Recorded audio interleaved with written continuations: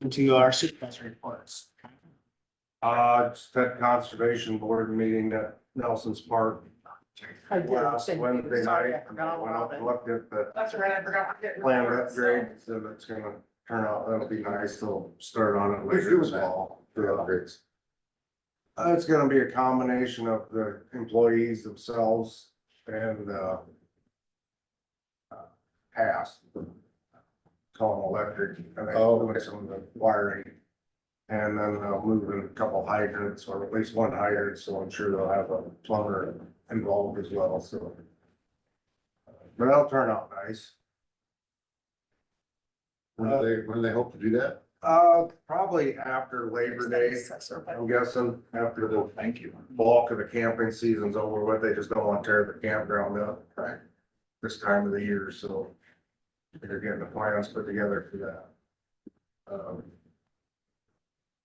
That's probably the big issue. I mean, there's talk, no word on the new shelter house out at Yellow Smoke yet. Dr. Tancred's kind of got the ball in his hand as far as a contract between the county and him to Colin drew up some. You want to do like a 2080 type contract? No, just the contract, and basically it states that, you know, everything has to meet engineering specs and, you know, who's gonna be taking care of what, and some of that stuff, so.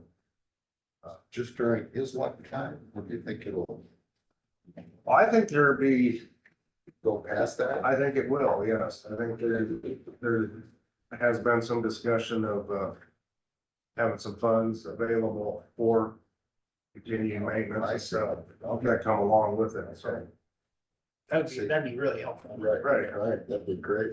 So, you know, it's all up, kind of up in Have they there. found put a location? I mean, I drove out to Yellow Smoke and drove around that. There is, it's.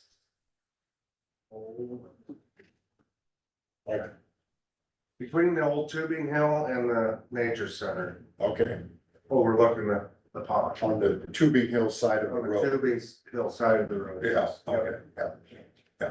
I think there might be some flags there that Dr. Tancredi put in to try to just visualize and look, so.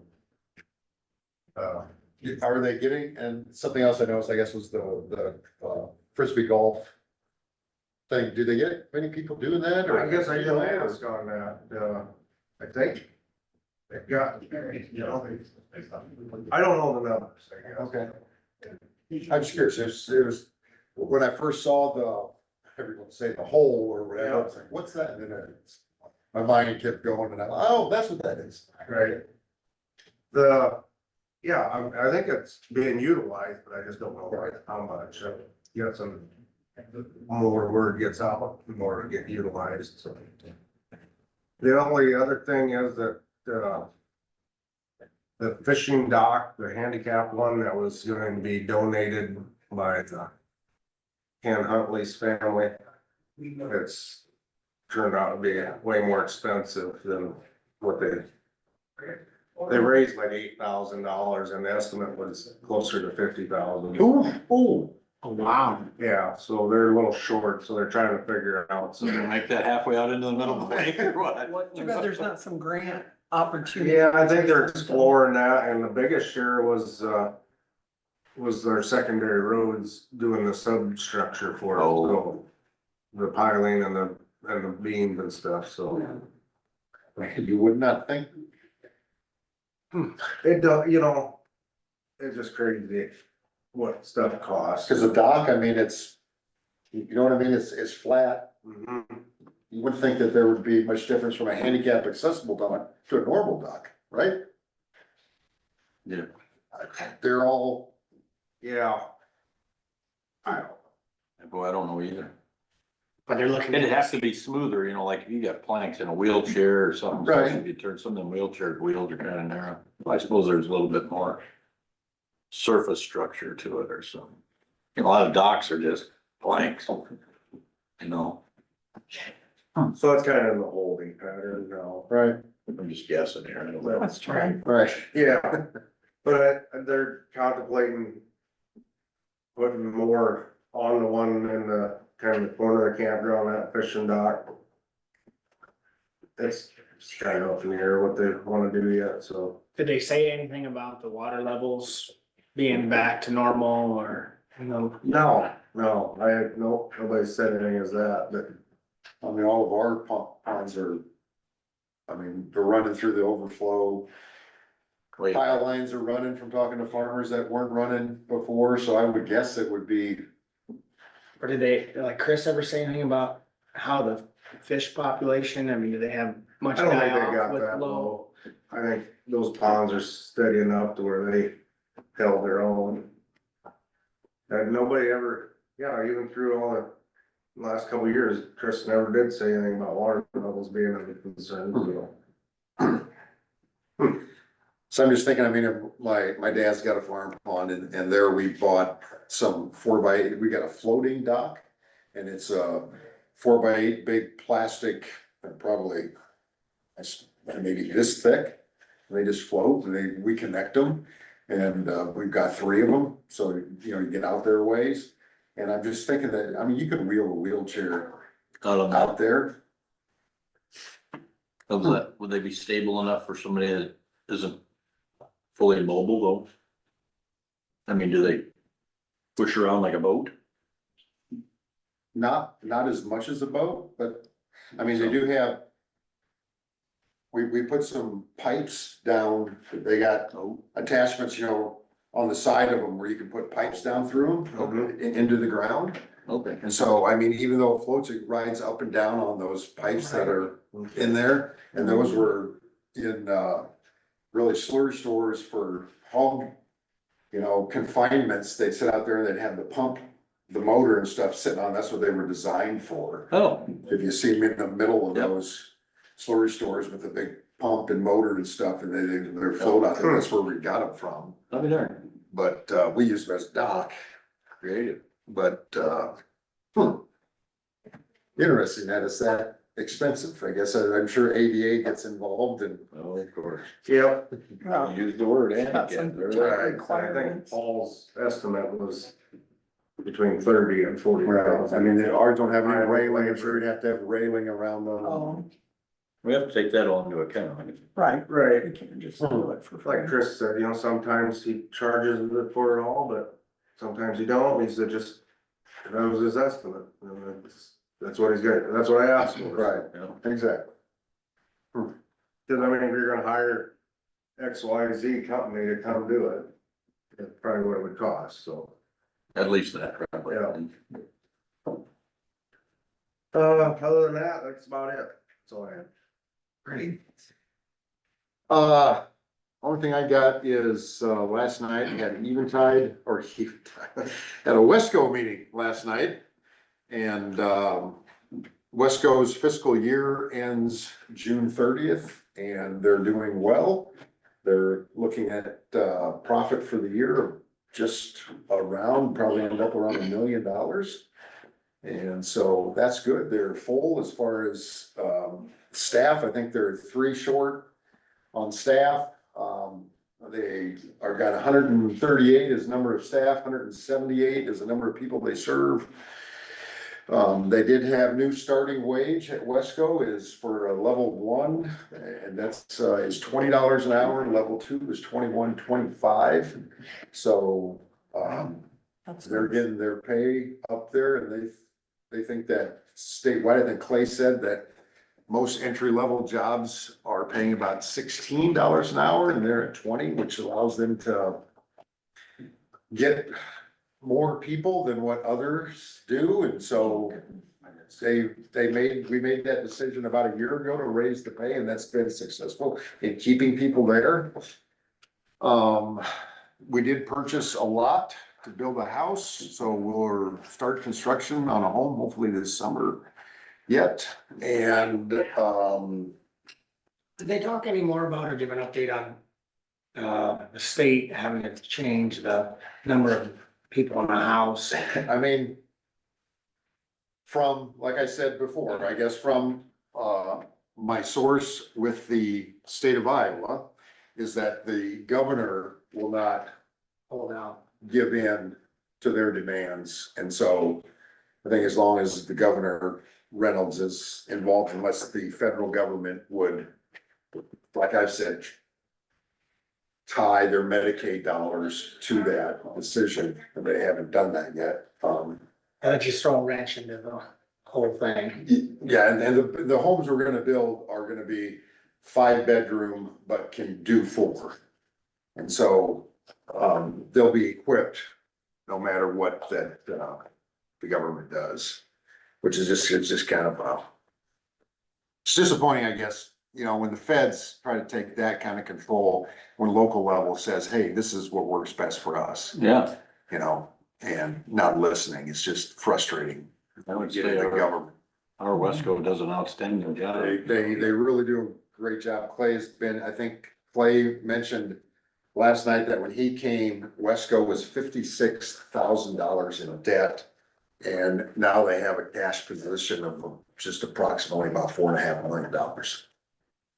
Crazy. Running it well, It's done well. serving people well too. Yeah, yeah. Yeah, it's worked.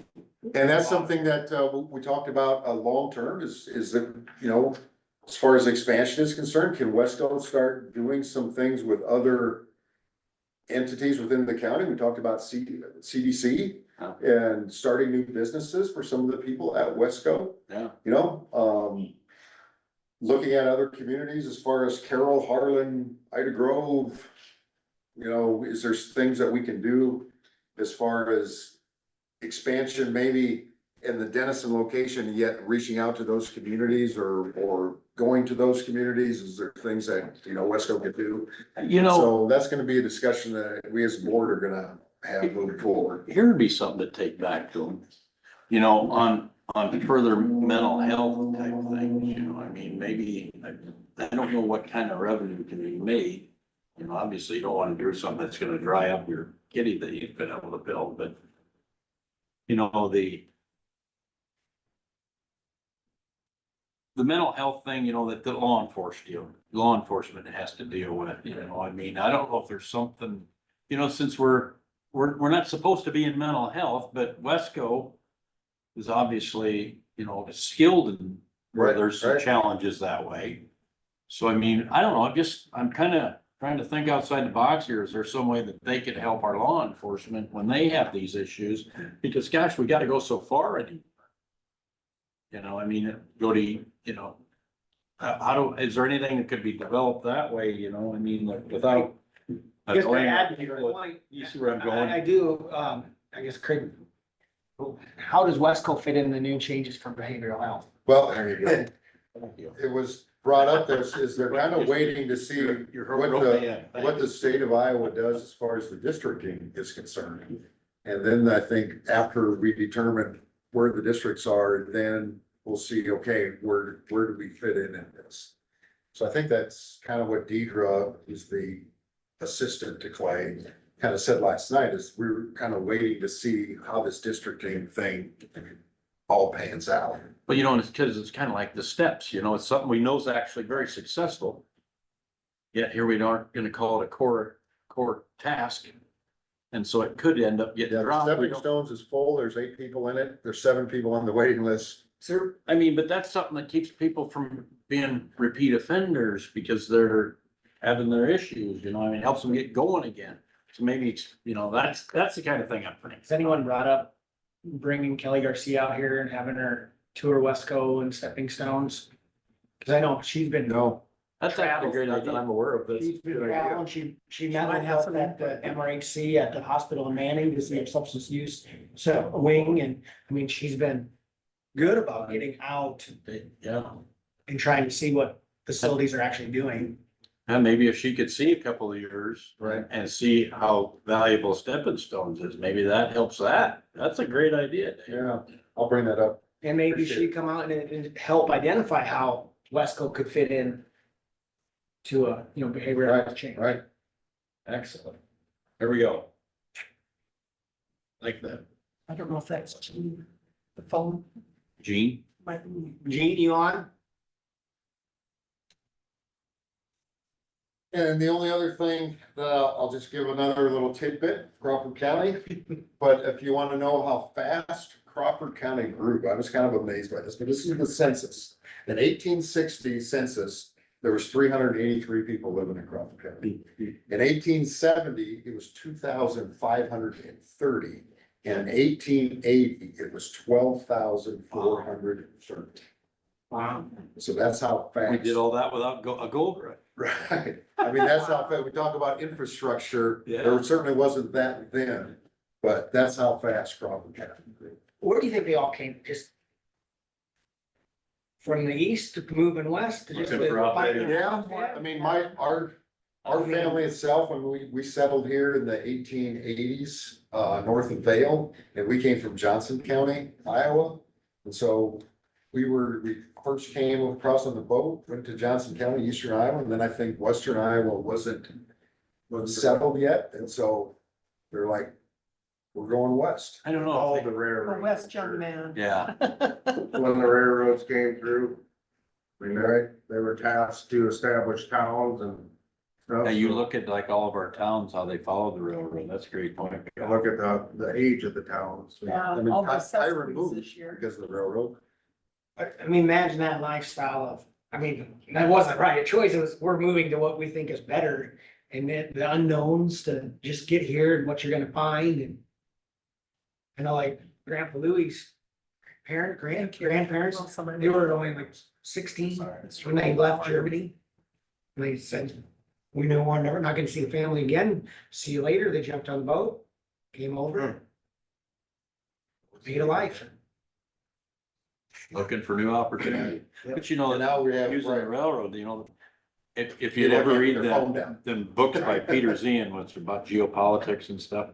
And he talked about how the rivers made us something, you know, the rivers brought America into being powerful because we had straight for commerce. The railroads actually subsidized those rivers because becoming rivers of their own, and that's why the population followed them. You know, you'd be on water because you need a water supply, but then where the railroad and the water supply probably link up. You look at that kind of, if there's a common denominator. Charter Oak, we had the soldier running through there, soldiers, so that place for stop the railroad because steam engines needed water, So I mean, that's interesting. But you know, that is really, It's I'm fast glad you brought growth, that up. holy cow. You got no job lined up, no home lined up. right. That's just Going out there with a tent. how small Denison and Covered by- Detroit were though, because they were both established prior to them census. And they were like 1850s, weren't they? Denison. Lloyd, I think was, yeah. So They were very nice.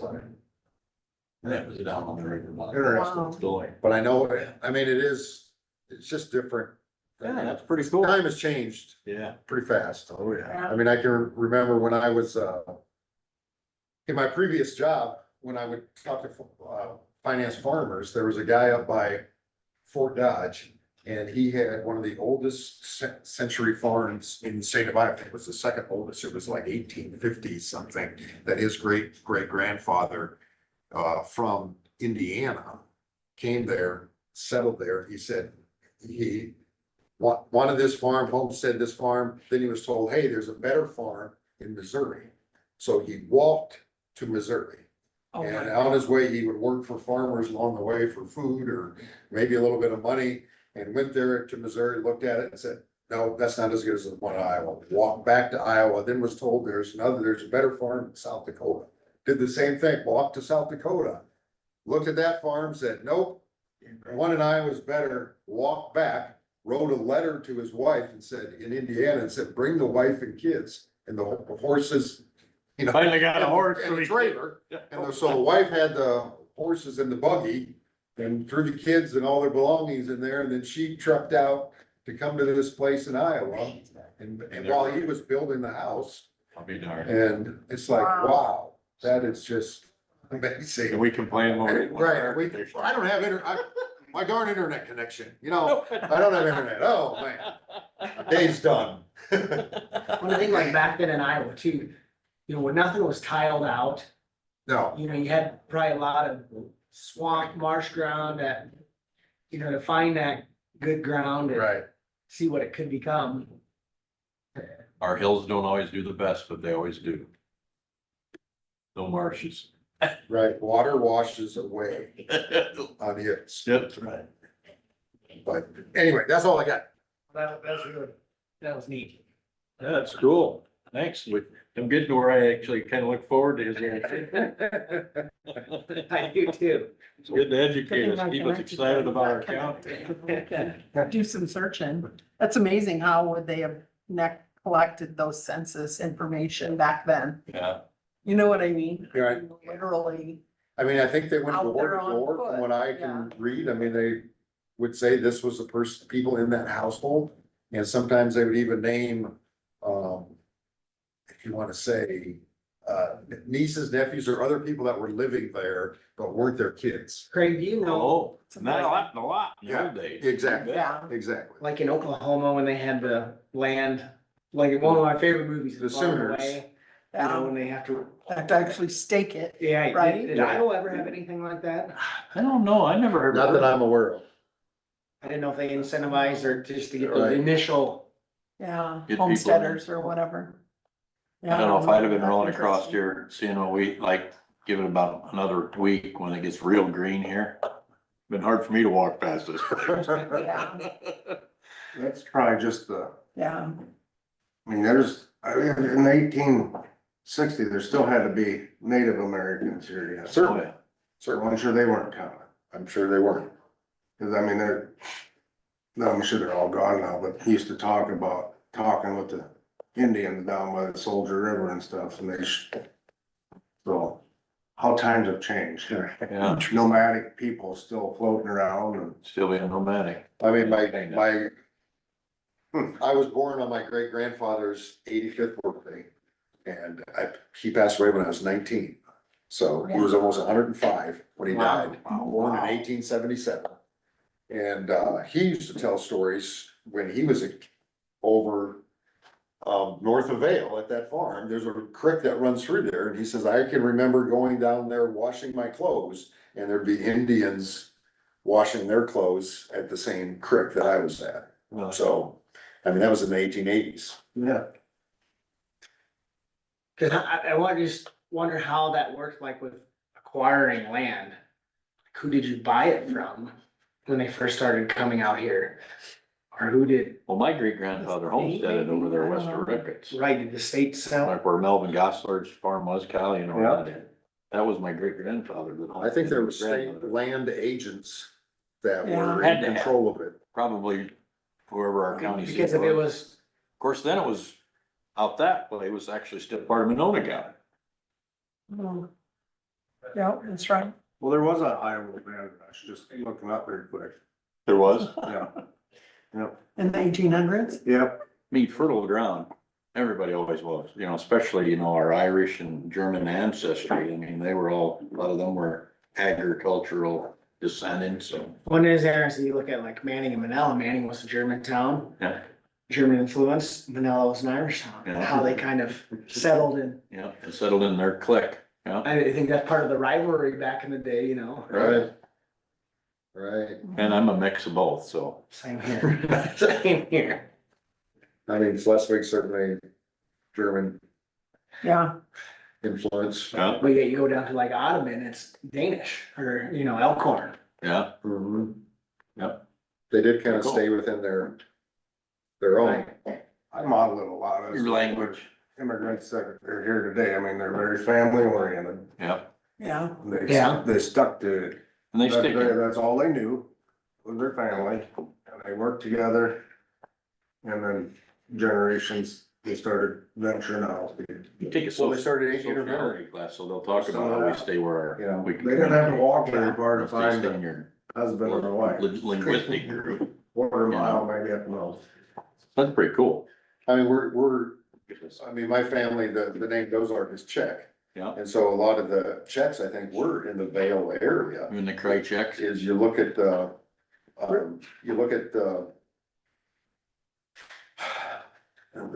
King Cemetery in Vale, and there's a lot of, you know, the Slechtas, Oh, sure. there's a lot of Czech names there, and you can see that, reading old newspaper accounts, that, you know, they just kind of stuck to where common people were of their same background. And I think that, you know, through time, I remember one time I was down at Dalton Auto Center. And so this has been 20, 30 years ago, and there was an old guy in there, and there was I think a Hispanic male and a white female, and they were in there, you know, they were married or whatever, and he just sat there and he says, you know, they talk a lot about the language barrier between us, and he said, that'll all change. He says, just like those people get married, so that's how it was. You have a generation. Back in, he said, Mac, when I was growing up, there were cliques of, we spoke German, they spoke Czech, we spoke Irish, and then pretty soon they started intermarrying. And then it was just the grandparents that spoke the language, and everybody else spoke English, or they spoke English at school. We only spoke our language that we brought up at home. And he said, within a couple generations, it was all done. He said, the same thing's gonna happen here. You know, you're right.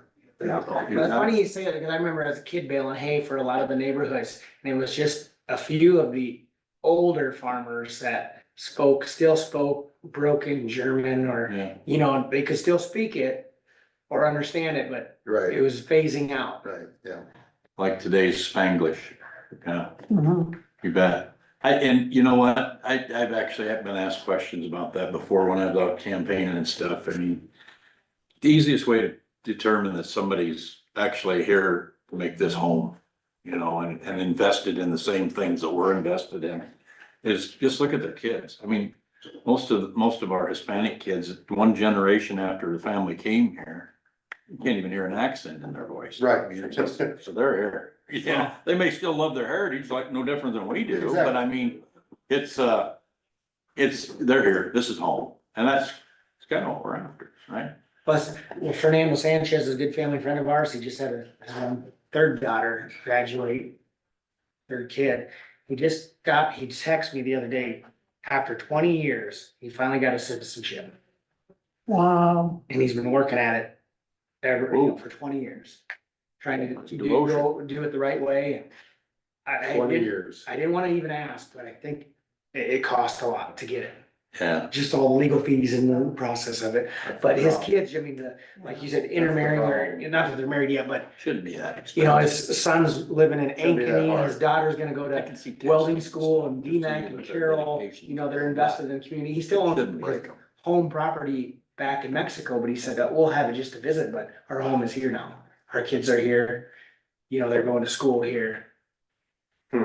Getting jobs here, you know, it's just, So you think how many generations we've been here, and you did that draw to, I gotta go to visit Ireland at least once. I mean, come on, so I mean, your ancestry is still important to all of us. Right. Indeed, that's pretty great, Indeed. great, thanks for that. Right. I mean, that's, Ty, don't mind sharing that with the rest of the county. Maybe we'll get them fired up out there. Anyway, I had a couple things. I went down to the Dow House this weekend. I was really turned out well. Have a good turnout? Yeah, I thought so, you know, and pie and ice cream was fantastic. I got my strawberry rhubarb pie in now, so I'm happy. Yeah, it was actually nice. Carson, you know, had a lot of the rendezvousers. You know, I had a buddy that his dad was into that when I was in high school, and you know, they had the axe throwing and stuff out there. I thought that's pretty cool. And kind of a nice little thing to remind us, we're on the subject of history, remind us where we came from. So, yeah, I thought that turned out real well. Now, there is the thing this Saturday, Yeah. and there's supposed to be the band down there, the little Boyer River Band. And, it sounds like that, and then there's a feed before that, so it should be a good time too. So they did a good job. Jody Head was serving the pie, and Amy was getting you to buy tickets for the rifle and different stuff there, baskets of stuff. And I also went to the flight breakfast. That was the first year for Troop 55, and they didn't have near enough stuff, which was great. I mean, it was a good turnout. Everybody, you know, ended up basically pancakes at the end, but everybody was happy. You know? It was a beautiful day. A lot of planes out. I want to go for a ride in that big one. I think that must be Midwest Industries. It's a big turbo prop, you know. I mean, it's Might look like Beechcraft. Anyway, there's, the car show was up there, pretty much all of them we seen, Boyer was up there again. So yeah, it was pretty nice turnout, really nice turnout for it, so I'm sure they were happy, and next year they'll be much better prepared, Troy said. Anyway, Troy was there. Gales. Yeah. Yeah. He had a busy weekend because he was at the He's the lighthouse for a wedding. Yeah, Oh, I think them guys stay pretty darn busy, period. Yeah. Or work at church. They definitely could say, what have you been doing, work in church? Yeah, this morning I got I got a call on Road K. So I drove that to work this morning. And, there was some choppy spots, typically by like Brian Ranks, a lot of truck traffic there. Broderson's, I don't know if Larry's just driving in and out there more than, because it was pretty rough there by Larry's place. But, there was a couple spots, and I'm sure he was trying to cut so that the water would run. But and when he cut the dirt out, it was pushed it into the ditch, the gravel. I mean, it filled it in a couple spots, you know, so I called Paul and him, and I think I don't remember who he said he was with, but anyway, he was up working in the northwest corner there, driving around looking at some stuff, and he was gonna go check it out and advise, so we'll probably have something for that. But otherwise, I don't know, I've been driving a few of the roads lately, some of them are starting to get washboardy, so I said, you know, we got some rain supposed to be coming, hopefully we can cut some of them out. Because at some point, the steady rains are gonna quit coming, and hopefully we're on top of it. What's that? I think we've hit that point. Do you think we've hit it? So, I mean, like, we're supposed to get some here this week, so hopefully that'll give us a chance to go to them higher washboard spots and cut them out. Try anyway. We didn't get much this morning. Oh, we didn't. Yeah, more than we did. I got some sprinkles on the windshield coming across the gravel. I thought, oh, sure, just enough to collect the dust. Appreciate that. It's about Not enough to wipe it off, though. Anyway, let's see. Oh, and then the other thing is, I looked it up. Since Gene wasn't here, I'm helping out, trying to just, because we had that part on there that Seth actually brought up a week or so ago for the deputy raised, and you know, for his chief deputy down in the assessor's office. And I know we're supposed to approve the number of deputies. We were reading through that here this morning. And this is the budget. That's what that paper. So that's the budget.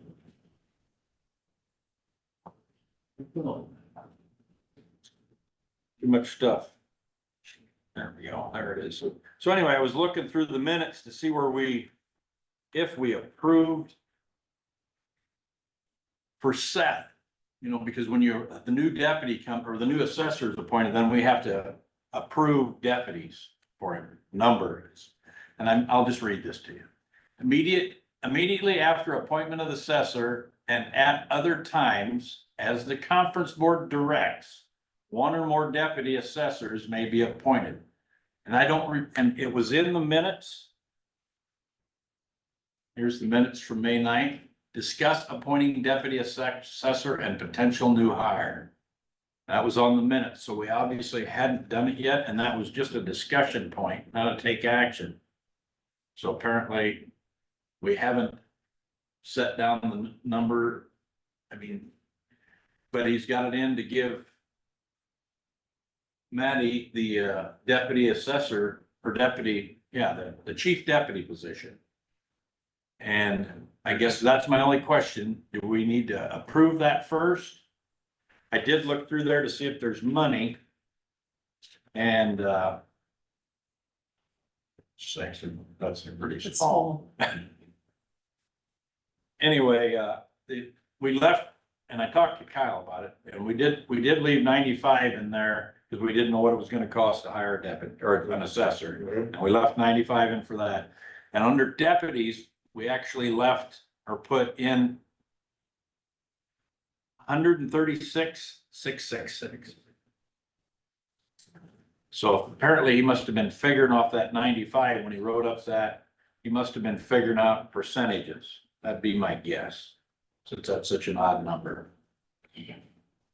of what to pay a chief deputy or, So he's got it in his budget to, the money's there.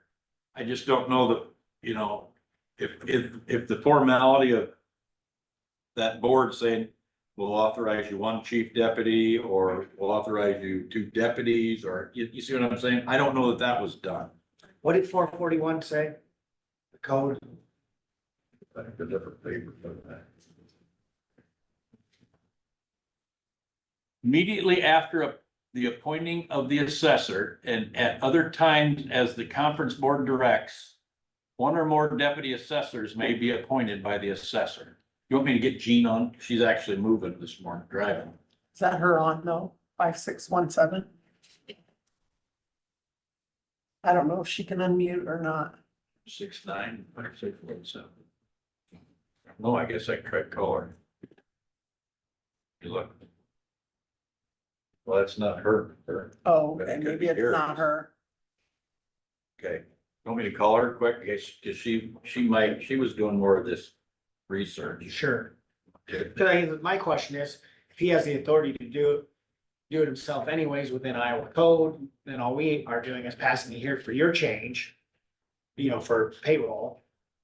Or if he doesn't, we need to have a conference board meeting Right. to officially appoint it. Exactly. And it just seemed, since we never officially appointed the number or scope of the deputies, does that leave a conflict there as far as for us approving that money? That's all I'm asking. I mean, the money's in the budget. At least it looks like it, because he's only got one deputy. Because, So where's, Tracy paid from then? well, Is there a and it also separate said, line hold item? on, yeah, there's a separate line item for that. That's. Or is that that's for the fourth field. person? That's field assessors is up, it's 48,600. Oh, There's is a that fourth. her or is that the fourth person? Cause he hasn't filled his staff either, if he's going to. Well, I think I don't think she's a deputy, is she? I don't think. No so. idea. I thought it said even on her name tag on her desk, she's a field. Which here, you're right, I believe he was still wanting to hire I another think so person. too.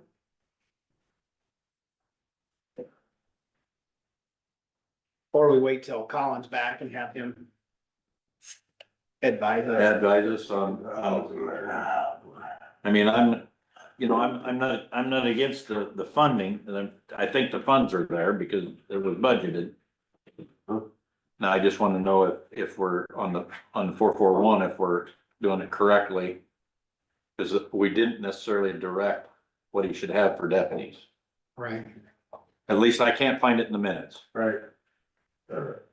And I've tried to look quick this morning. You know, I mean, here's the minutes from the budget meeting, but I don't have all the minutes of like this May 9th, meeting.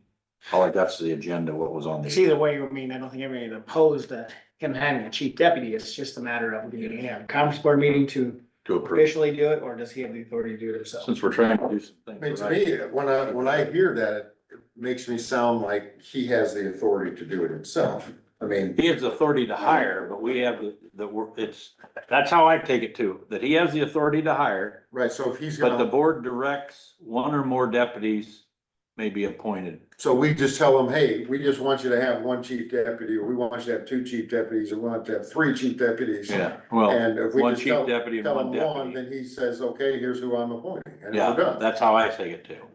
Yeah. So, I mean, so I don't see where the conference board has to have a motion or anything, we can just tell him that, because it seems a little vague, immediately after the appointment of the assessor. So we've appointed the assessor, the Yeah. conference board did that. And at other times as the conference board directs, so we can either direct it or not direct it, is the way, to me, that sounds. That's exactly right. One or more deputy assessor may be appointed by the assessor, so. And if we don't direct it, I don't think he would be within his rights to hire one. But if we do direct it, that you can have that. Because that's basically directing the money that can be spent on that, would be my opinion. And we've already approved the budget with the dollar amount in there, right? So So you're thinking there's nothing that we need I to don't think do? there's anything that the conference board needs to do, myself. That's the way I see it, but like you say, I I mean, think then we we need could a have consent. Colin look at it and see. Then, but- then I would say that by a consensus of this board, to authorize the payment so that she's got Right, sending. I see, You see what I I'm saying? That's all we're doing. okay, We're not gonna appoint anybody, right. and we're not gonna authorize the appointment. I mean, that would be if. So what's happened is it's just a change in pay from what the chief deputy was making before to now? Is that? I think where a we're at? change in Maddie, position she- too, Title? isn't it? Moving I Maddie guess to it is. chief I deputy. think it's a change in Oh, title. it is. Yeah, from Field, chief, right. from deputy to chief deputy. Because during the whole interim thing, you took that chief deputy I see. position out of there, cause technically Seth was Was was acting. still the chief deputy and acting assessor. Yeah, see, he was still it. Well, let's have Colin just take a look at it when he gets back. And tell us what should be done Right, properly. and if, So I That take way we no aren't action on guessing. it at this time until Colin weighs in on it? That's what I'd say. Okay, Table it? yeah. and if it's like what you think, Right. then we just put it on the agenda for us to pass for your bookkeeping. Payroll change, staff, deputy, chief, deputy status change, and if we need to have conference board meeting, we have. conference board Right, right. Good point. Yep.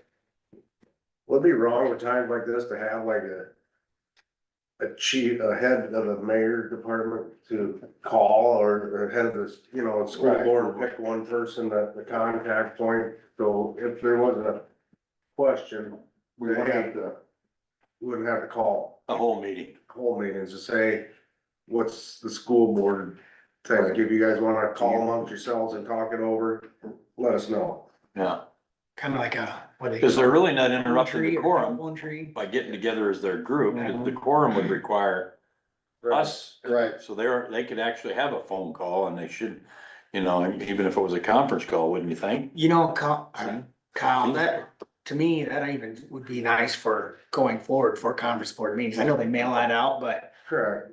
you can talk to this one mayor, this one school board person, hey, this meeting's here. Spread the word. Right. Yeah.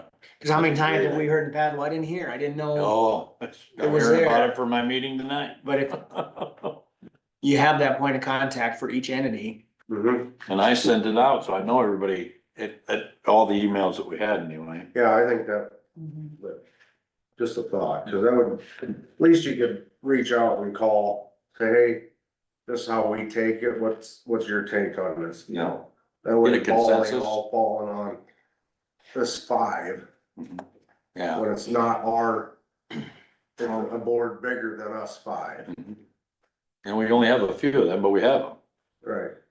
So it'd be nice to know what yeah. Cause it's tough to get everybody together when it's all the mayors, all the school board members and Right.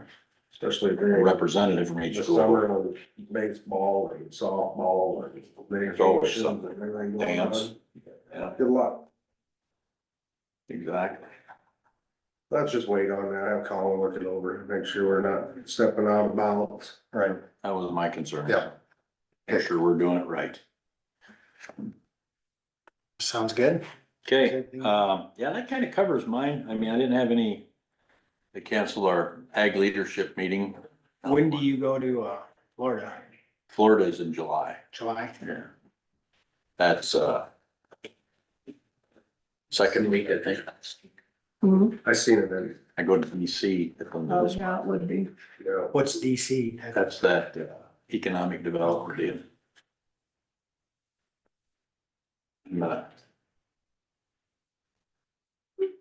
all right, I'll be back for the fair, but it's, that's a fair deal. the 11th through the 16th, I think, 15th or Wow. 16th. That's NACO. That's the NACO one. I mean, that's counting fly days and I gotta look it up. Wife going with you? No. No, she doesn't, that's, that. I've got a ISAC board meeting coming up here, June 19th and 20th. We go over all of our audits. There's also an ISAC webinar coming up. I'm sure you guys got that email for legislative review. I have a Region 12 meeting this week, which, Paul, I'm glad you're here. I know I'm kind of, you're on the agenda later. Chris Whitaker talked about maybe forming a League of Cities meeting and Ty and I had talked about having something in Crawford County involving CDC and you and I was gonna bring it up to Chris, maybe now that we're kind of into the summer, pinpointing a time and date, and location. I know what works for yourself. Yeah, I'm open to it. Pretty much it. No major out of town in the next 5 or 6 weeks, so. Okay. I might, at my meeting Thursday, see what Chris has available. They talked about doing maybe an evening, appetizers, drinks. And past, we've done it in the back at Bronx, Yeah. but if you guys have any preference. Yeah. Let me get my stuff. But Paul talked to Chris about it, kind of, chow. Howdy. Paul, good morning. Good morning. Good morning. Busy morning. Let's see. Yes. Sit, you there? Hey, push the smaller sheet button, so you got the long ones today. So, anyhow, had the pre-con here last week on that box culvert on N16 and their start date's the 19th. So I went up here in a couple weeks. So June or next week, next Wednesday. And yeah, it should, no issues. I mean, Dixon's really good. Yeah. So I don't anticipate any issues, but as we know, we never know. Best laid plans.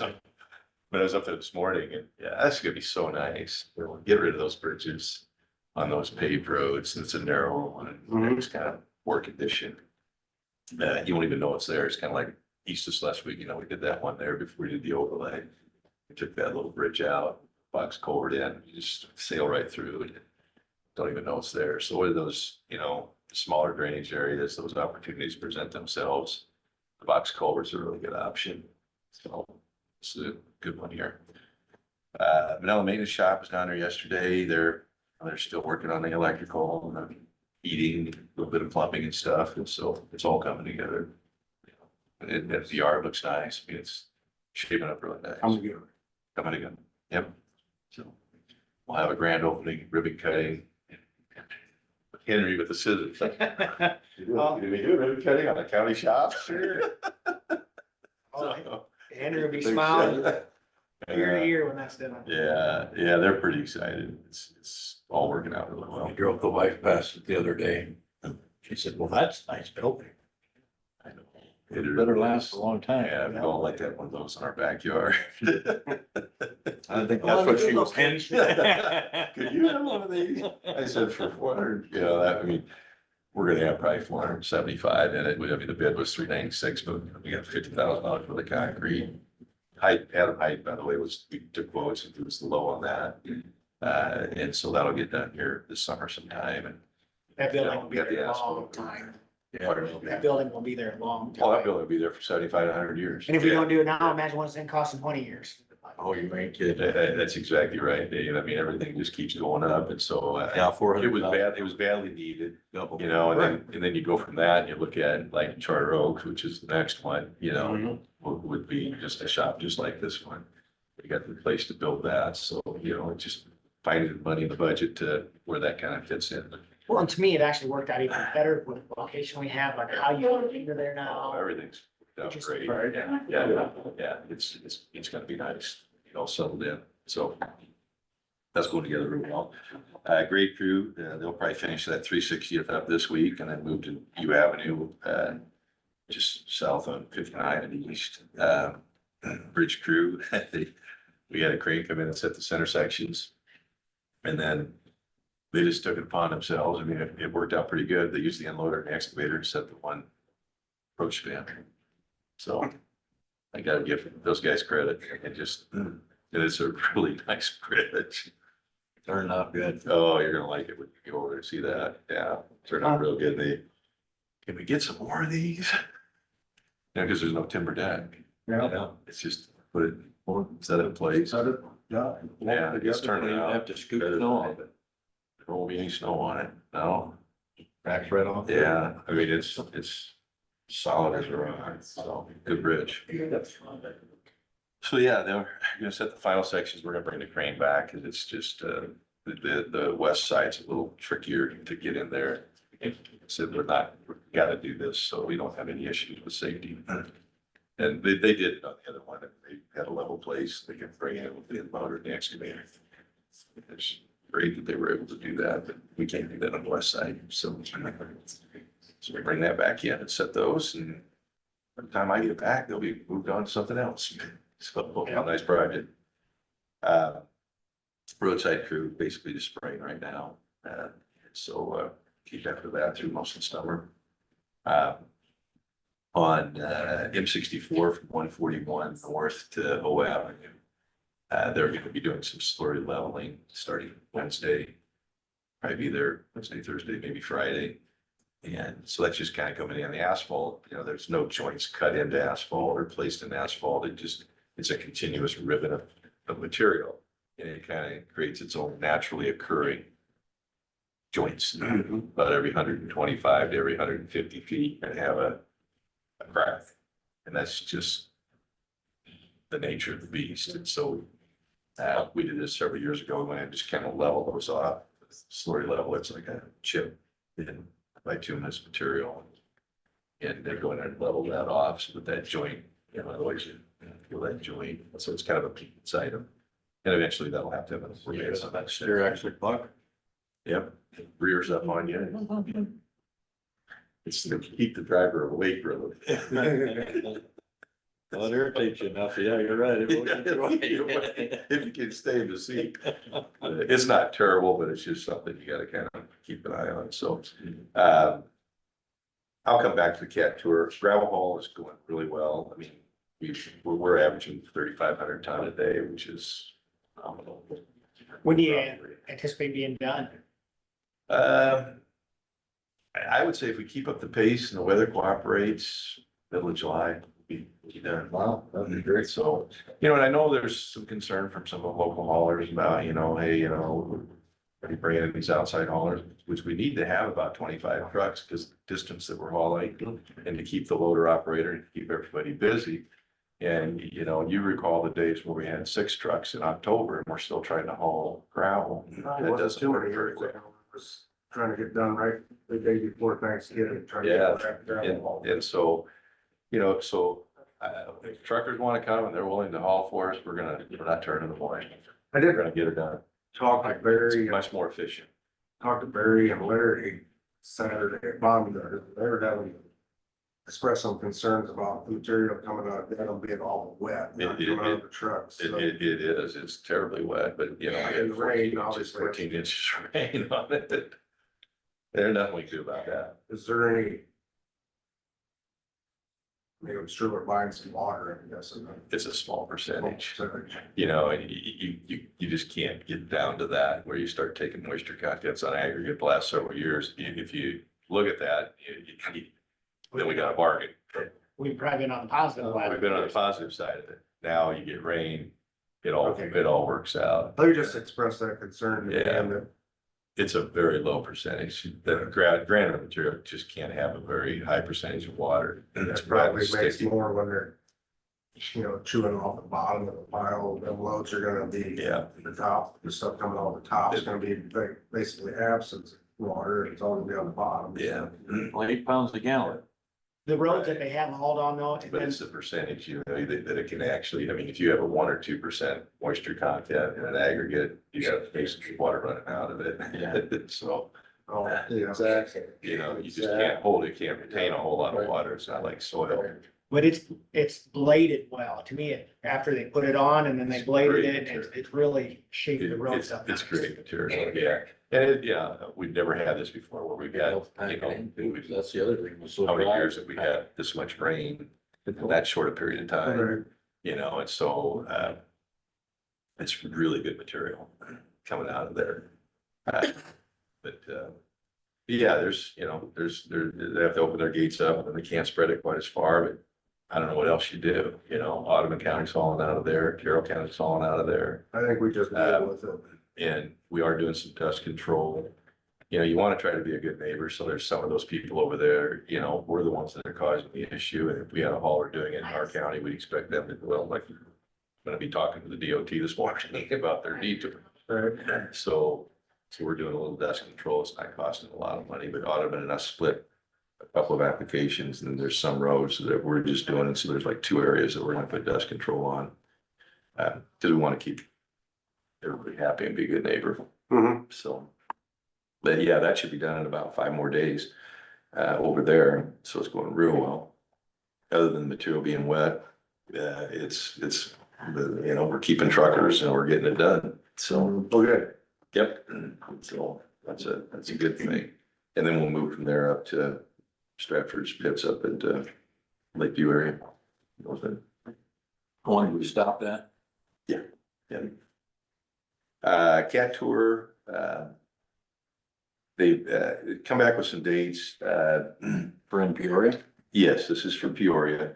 So pretty much August is wide open except for the day, the 12th and the 19th. Okay. For them, I don't know about everybody else, but what we can do is maybe have everybody kind of say, hey, here's the dates that I can't go. Or, you know, we'll try to kind of, you know, if everybody wants to go, I'm not sure who's all interested. Tuesday, the 30th, and Wednesday, the 31st of July are available. Those would be the first dates that person could go. Who are y'all those thinking, work good Paul? for me. You know, any of the board that's interested in going, I told them there could be 10 people that would be going out. You know, like a Damon's never been there. Some of the guys that have never been, I think it'd be good. Larry Claver, who's been a blade operator for 25, 26 years, probably really appreciate that. We took the lot the one time. You know, some of those guys have been around for a while. They appreciate that. Are you thinking we'll get like Yeah. a bus in? Or just drive? I think you probably just take 2 vehicles, you know, or something like that. The last time Brent had a minivan and there were 7 of us squeezed into the minivan. It was a long drive for 7 big What guys. is it, in 6 minivan. hours out there? 5? Yeah, probably about 6 to Peoria. I think. Yeah. Somewhere thereabouts. So I mean, there's some options we could, you know, we could try to figure out, you know, the transportation, but, so those are kind of some starting points. Yeah, they'll come and pick us up with a jet. Yeah. There you go. They have We one. spend enough money there, don't we? They have one. Back seat does it. Yeah. So, anyhow, those are some starting points. So you guys let me know if, you know, who's interested on this end and when you think you might want to go, and then I'll try to work. So on that. what's that, like a leave, dark 30? You know, we'll, in the past, we've left here early in the morning, got there, maybe did a little something in the afternoon, you know, a tour, stayed overnight, next day did a big day of tours, and then the last morning, go to like the engine plant or something, and then come back. And the engine plant's down by the old stack. You know, that's like the morning, and then back by 5:30, 6 o'clock in the evening type deal. So it'll be like a 3-day deal. Have you been out there? No, I don't think any of this current board has been there. I haven't. Yeah, so, I've never been. I mean, it's, I drive by it, or usually drive it's by neat it. to see, you know, and we, It's an impressive building. yeah, and then they The have outside is Edwards huge. demonstration where they bring in equipment and they start out with a little skid steer loader and then they go all the way up to their D11 and their big mining equipment. So it's pretty cool. And will they have like, well, And I they do a think lot more ag stuff. I don't know where they have ag stuff. Yeah. Do they do it even in Peoria? we didn't see any of that. No. This is all heavy equipment, construction equipment, so. Truck driver on the 2-way, I always call that, when you drive by that great big old building, it's the temple of power. Hey, can we bring a low boy out and bring something home? As long as you take a checkbook along, with you you can surely bring, they'll sell you stuff. So that's kind of where that's at. Okay. If there's some interest. And I've been there a couple of times. I mean, I don't necessarily have to go either. I don't know. So, Well, It'd be kind of important for you to go. I mean, I always enjoy it, but I don't wanna, you know, I mean, there's a lot of people who've never been there before. So, you know, Let's say just a couple questions. 39, what's the timetable of that being done? but I haven't gotten an update recently. Rod Olson was telling me that they were done with You can drive it the now. widening. They were done with that last week. I think Friday they finished that up. It's open. Right, I mean, that's the reason I asked. So now it's My a wife and I matter went to of. Okoboji this weekend, we Yeah. took 39 up and 39 back, and Mhm. there was not one piece of equipment along that road. Right. So, So I'm now like, where is everybody? they're gonna do the overlay on it. So now they Right, got that's the all widening that's done. left. Now they'll put a lift on both lanes and however long that takes them, and I would Rock guess on in the a edge. couple of weeks, they could probably knock that out if they Okay. had good weather, I so. mean, it's expanded, they got the shoulders on, and you Yeah. can see they just need to do one more overlay and they'll be done. And some touching up in the shoulders and then they're out of there, yeah, yeah. But I just didn't see one piece of equipment, I was thinking I'd Yeah. see something along there, and there was nothing. Hmm. But, and then I was just gonna ask you, I saw that, county was like down at the Hardwick House, you know, removing a tree. They had the boom truck, I think it was the county boom truck. Yeah, So we does the let the city use city, that on yeah, occasion? we let the city, we've been letting them use it, Okay, you know, and we just trade back and forth. We use their concrete saw, their, you know, and we use okay. their Apache, which might take over to Ricketts, but it was over there this morning. We just swap it. Gotcha. Back and forth, so. It's a nice arrangement, that way we Yeah. don't have to own everything. Right, exactly. No need for Especially if you don't use two entities to own the same thing. They've got a mini Sure. excavator that we use down in Manila to dig in some drain pipe and Okay, cool. so you just. we Government just, actually being efficient. Got it. Probably heard of local government. Local, there's the key. Yeah, yeah. And People then, still talk to each other, not at each other. Right. yeah, and, you know, Rod's been tremendous to get along with too. I mean, they always have, Eric was good to get along with. We've always had a good relationship with the city on, trading things back and forth. And then I drove K Avenue, yeah, and it needs to be bladed. I don't know, there's just a lot of truck traffic, cause he bladed Well, it. it was by Larry's, which kind of perplexed me, but Yeah. maybe he's been in and out with his truck a lot, but Yeah. by ranks there, that didn't surprise me. Yeah, so you know, he bladed the 2 miles from Donovan's to the highway, last Thursday. And, then it's even rough this morning. So that's what I was There's some like, spots. and I don't know why that. Especially when you got up close to Yeah, McMenamin's there. yeah, it is. It's like, well, that was just, you know, so that was just bladed.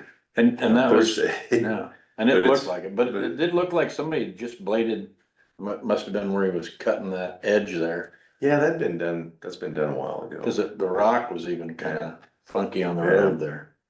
Yes, you know, those two areas, I mean, he's trying to get the water off the road. Mhm. It doesn't look very pretty. Yeah. And Dave and I looked at it and I said, I don't know, you know, it's where you just lops the edge off and, you know, wasn't real long. That was what kind of. And so they do some of that just as a temporary thing to get the water off the road, but it doesn't look very pretty. And like I told Dave, we really should probably coordinate with each other so that they do that, or you just come in and take the excavator, clean the ditch out, pull the edge off, you know. Thing about It's just- K Avenue is there's a lot of telephone lines buried in there, Yeah. shoulders and ditches of that road, so, Oh, gotta be careful. yeah. That's That's why what I always call it the telephone road, so. Yeah. So, So I mean, that inhibits some of that ditch cleaning, So- so doing what they can do, yeah. although it may not look, it might be their best option sometimes.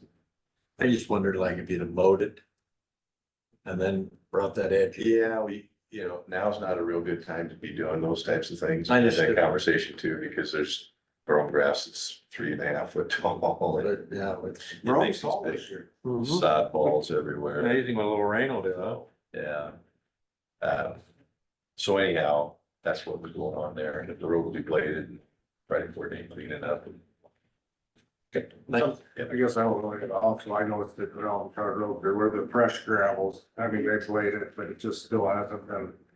It gets choppy real It takes fast. it takes a couple of bladings to get everything, worked in. And you're gonna see a lot of that down in your area because of what we're dealing with the material. But it's really good looking material and give it a couple weeks of blading, you know, a couple of bladings and that'd be good. Okay, So, thank you. You bet. Thank you, Yes, sir. And I won't be here next week, so, if there's anything that comes up, I told Benny could kind of come up, but I won't be here next Tuesday. Have a good enjoy. Thank you. Thank you. Looking forward to it. See Paul, Let's be safe. Sherry Full force. and Casey. And 16 of them out the block. So I would like to introduce you guys to Casey Lee, if you don't know her, from Iowa DOT. Good morning. Casey, good morning. We've had a few meetings recently, and one of the concerns at our meeting is the First Amendment auditor. So I asked Casey to come and kind of talk to you guys a little bit, explain what it is and kind of how it impacts our offices. So I'll turn it over to Casey. Great. Thanks for having me this morning. Like Sherry said, I'm Casey Lee. I live here in Denison. And I work for Iowa DOT as a compliance officer for, driver's license policy and compliance. Anything related with driver's license with state. I'm lucky enough to work from home the majority of the time. I do have an office in Ankeny as well. And it's also nice to be close to the Crawford County driver's license office whenever they need assistance or I need to come borrow, see what their issuance machines are doing. We're able to do that easily. So Sherry asked if I would come and share this information. It's information that I've been sharing statewide with county treasurers. This is a training. Just kind of very briefly summarize it for you that we're providing to driver's license issuing staff in our stations and the county treasurer, driver's license offices and motor vehicle offices around the state. It's also information that's been shared with AMPA, basically all parties to AMPA, which is the American Association of Motor Vehicle Administrators, so DMV offices and administrators around the country. So I've kind of built a presentation that I give to staff with other peers from around the country based on what experiences they're seeing and what we're seeing and what we've identified as best practices for driver's license issuance and motor vehicle around the country. So what I'm going to pass out to you, this is in the last year, we have updated our motor vehicle division photo, audio, video recording policy that we use for our driver's license centers and our vehicle and motor carrier services counters. This is well, it's not a confidential document. It's not, it's an internal document. So I don't know if you publish handouts with your minutes. If you wouldn't publish this, I would greatly appreciate it. For Jane. Okay, so have any of you heard of a First Amendment auditor, what they are, or Not at all. had the good fortune to encounter one?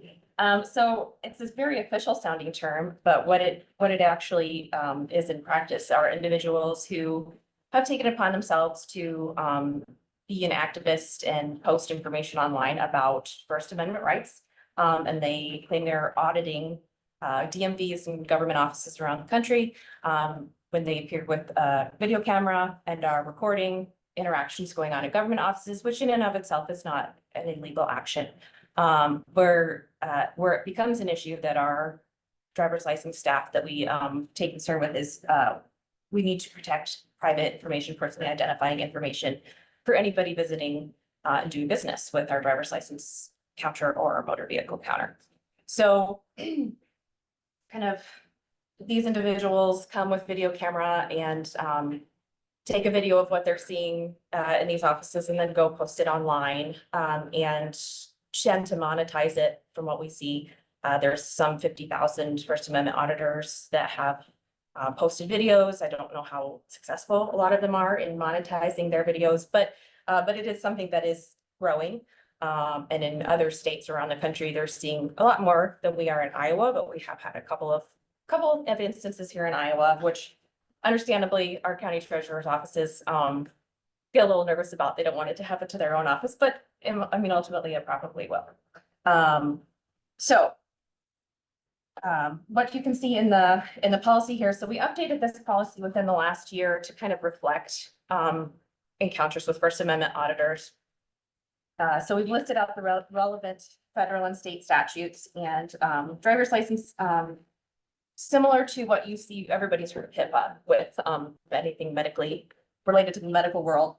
In the driver's license world, we have what's called the DPPA, Driver's Privacy Protection Act, which requires driver's license DMV offices, motor vehicle counters to protect personally identifying information of our customers and not release it publicly, which is a federal statute, which Iowa has adopted into state law, and it's been around since about 1994. So in our adoption of this, law requires us to follow certain practices when releasing any information about our customers. There are some exceptions made for certain, offices, law enforcement, federal government, other entities to request and be released information under certain circumstances. But generally, of course, we try to protect our customers' information, especially when they're bringing their documents to us at the counter. And so, like I mentioned a minute ago, it's not illegal for a person to walk into a courthouse and begin recording what they're running into. What we advise our county treasurers is to let the individual know that we can't have you recording any of our customers' personal information and any of their documents, anything on our computer screens. And so we don't necessarily recommend posting signage saying that there's no video recording allowed, because that's not exactly accurate. But we've suggested that they post signage indicating that they cannot record and capture anybody's private information, or sometimes it might be easier to say anything pointing in this direction, basically at any computer screens or any of the counters. And they can't, we don't want them to, especially with the way this courthouse is set up, to be blocking any of the business taking place, taking pictures for driver's license, that sort of thing. And so we also recommend that our county treasurer's offices clearly mark employee-only areas and physically secure them with lock if at all possible, because First Amendment auditors do tend to respect employee-only areas if they're clearly marked and not kind of go in where it's clearly marked that they're not able to go. So I have encountered that. That's something that we're hearing from other states. Casey, is there Yeah. some sort of, like a consent law that says that I can't record somebody without having their consent, like a phone call or even Yeah. like if the person that works for the DOT says, I don't give you consent to film me, can you do that in the state of Iowa, or?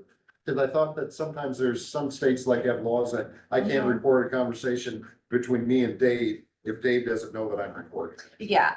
type of thing. Mhm. Yeah, the state of Iowa so most states, let's see, I'm trying to find, I haven't had it written out here, but yes, there is a law, that some states are a little bit different on consenting to report. And, well, I want to say that Iowa, did I put it in there? There we go. Iowa's a one-party consent state. I believe most states are, which means that it's unlawful for a person to record the interaction and exchange of private information without consent of either the customer or the DOT employee. And so we've listed the code sections there. And I think Iowa code goes further to lay out certain situations as well. So typically, yes, it would be protected under law. But sometimes that doesn't really stop First Amendment auditors. So Casey, if somebody just hypothetically walked into Sherry's office, they would really have to ask the entire office, hey, I'm gonna record. We're not seeing that happen. First Amendment auditors ask permission first. Or like if Sherry said, hey, you need to get consent from everybody in this office before you can record, would that stop them?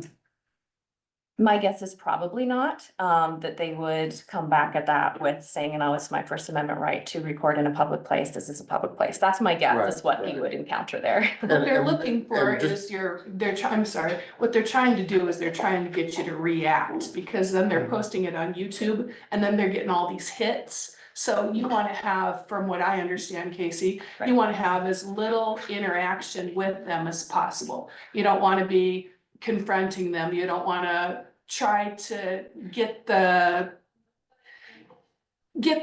conversation heated, because that's what they're trying to do. They're trying to fire you up. I mean, cause I guess that was my question that I had in my mind was, where are they posting? Yeah, And who was watching? Go on Because I just YouTube. can't imagine that I would, what am I gonna do tonight? Oh, let's go watch some YouTube, DMV right.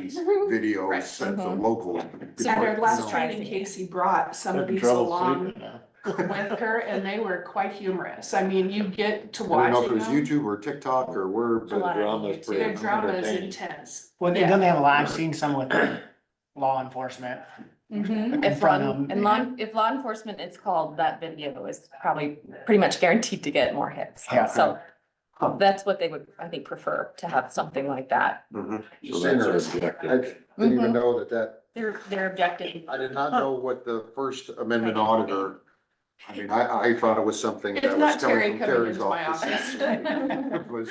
But I didn't know, that's interesting. Mhm. Have you had any cases that? In your Iowa, area? I know the Ankeny, or is it either Ankeny or Des Moines station has had one or two, and then there are a couple of counties, I can't remember which ones around the state, Johnson. who have seen, yeah. Would be who my- have So is seen that a what they couple. call themselves, is First Amendment auditors? Mhm. Okay. More activists in some of them communities. Of all Probably, kinds. yeah, but it's across the country, I think, let's see, I presented this information with the gal from South Carolina. And they just had been on, this was a couple months ago, on the day that we gave our presentation, she had gotten a call from one of their offices that individuals had come in masked, with cameras, which, yeah, very Wow. concerning. Of course, people were alarmed. And I think it sounds like their staff stayed pretty calm, but the FedEx person was delivering at that time noticed and ended up calling law enforcement because they were afraid they were getting held up or something. So, yeah, we're seeing more masked, ones too. We're just trying to be proactive. Right, no, exactly, shit, I that's mean, like I said, I didn't even know it existed, so that's. Yeah, definitely- yeah, so that's why being we. proactive, that's appreciated. So in your assessment of where we're at in Sherry's office, how do you feel like we're prepared to handle it? Well, and with these old courthouses, that's the challenge, not just in Crawford County's courthouse and across the state. They're beautiful historic courthouses, but they don't lend themselves very well to setups for government services. So it's kind of, every office tends to be a little bit different. But one concern, of course, with Sherry's office is that there's an opening right there that is not clearly marked, that I would think any individual who was First Amendment auditor would just walk right in and continue recording, in that situation. So, we recommend that all employee-only areas are clearly marked, physically secured, with a lock if at all possible. I know these old courthouses present a challenge, so I don't know what the right solution is, but, it's definitely not the ideal situation as it is right now. How does that work with other offices? I mean, there's let's say Collins office, county attorney. Every Where- county that you can walk in I've any- been in the courthouse needs something a little bit different. Like I think of Ida Grove, for example, Ida County. For certain services, they have to physically walk the customer in behind their counter, like, I can't remember if it's to take a picture or what. And so I've advised them, before you bring a customer back here, please let them know that there's no recording once you enter this part of our office. So, they're all a little bit different based on what their old courthouse has set up for them, so. Oh, the times we live in. Mhm. Yeah, Yeah, but I'm happy to answer any other questions you might have. Questions were asked through the con. Mhm. I mean, I was gonna, wanna know how often this is happening, so it don't sound a lot, but it's something that's probably gonna Not a lot, continue to grow. not a lot in Iowa yet, but a lot in other states around the country. I appreciate you just coming in and No problem. updating and just seeing what we got going on. I mean, it's better to be proactive. Yeah, like I said, it's nice I that just don't know what there is that we can do over there to secure it, to stay with the beauty of the courthouse, you can't just. You can't put just anything up there. It sounds like the DOT is recommending that we do something. And so also, if you would dig into the policy, so we indicate in here, we suggest the counties in conjunction with their county attorney, if they want to develop an additional policy or their own policy or base a policy off of what we have, or just simply adopt what we have, I would suggest that as well. Well, that's what I was gonna ask, actually, if we needed to contact Jack Reed and add something to our policy handbook for the courthouse. This would be It'd be a Colin thing, wouldn't Yeah, it? this would be More a Colin Colin thing, than this is HR. not employee related, this is the courthouse policy Right. in general. Dealing with customers. Yeah, Yeah, so this would be Right. something that we could just do as a board with the help of our With attorney. Colin. Yep, and I don't know, I mean, you'd think a rope with the employees only going. If they want in, it don't matter how, unless you got a secure door, they're coming over. But at least if you had something.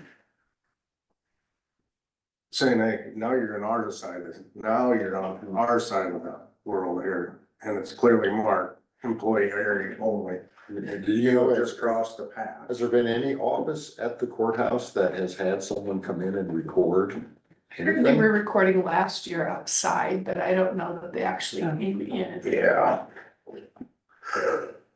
here. And the Well- other offices, some of my counterparts did, I think a couple of them mentioned, but it was very minor.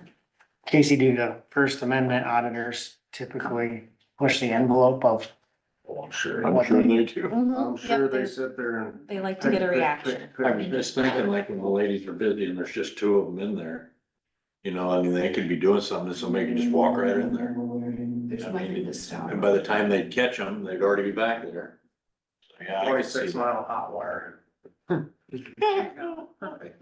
usually keeps them on the side, but they want them. there's some excess of electric fence. interesting. Yeah. I Thank you. appreciate it. Yeah, that's something that I've been thinking about. You know, typically that we do something, plus there's one more thing to worry about. Exactly. Mm-hmm. Thanks, Well, Casey. thank you All right, very much thank for you. coming in. Have a great day. Yeah. Appreciate your time today.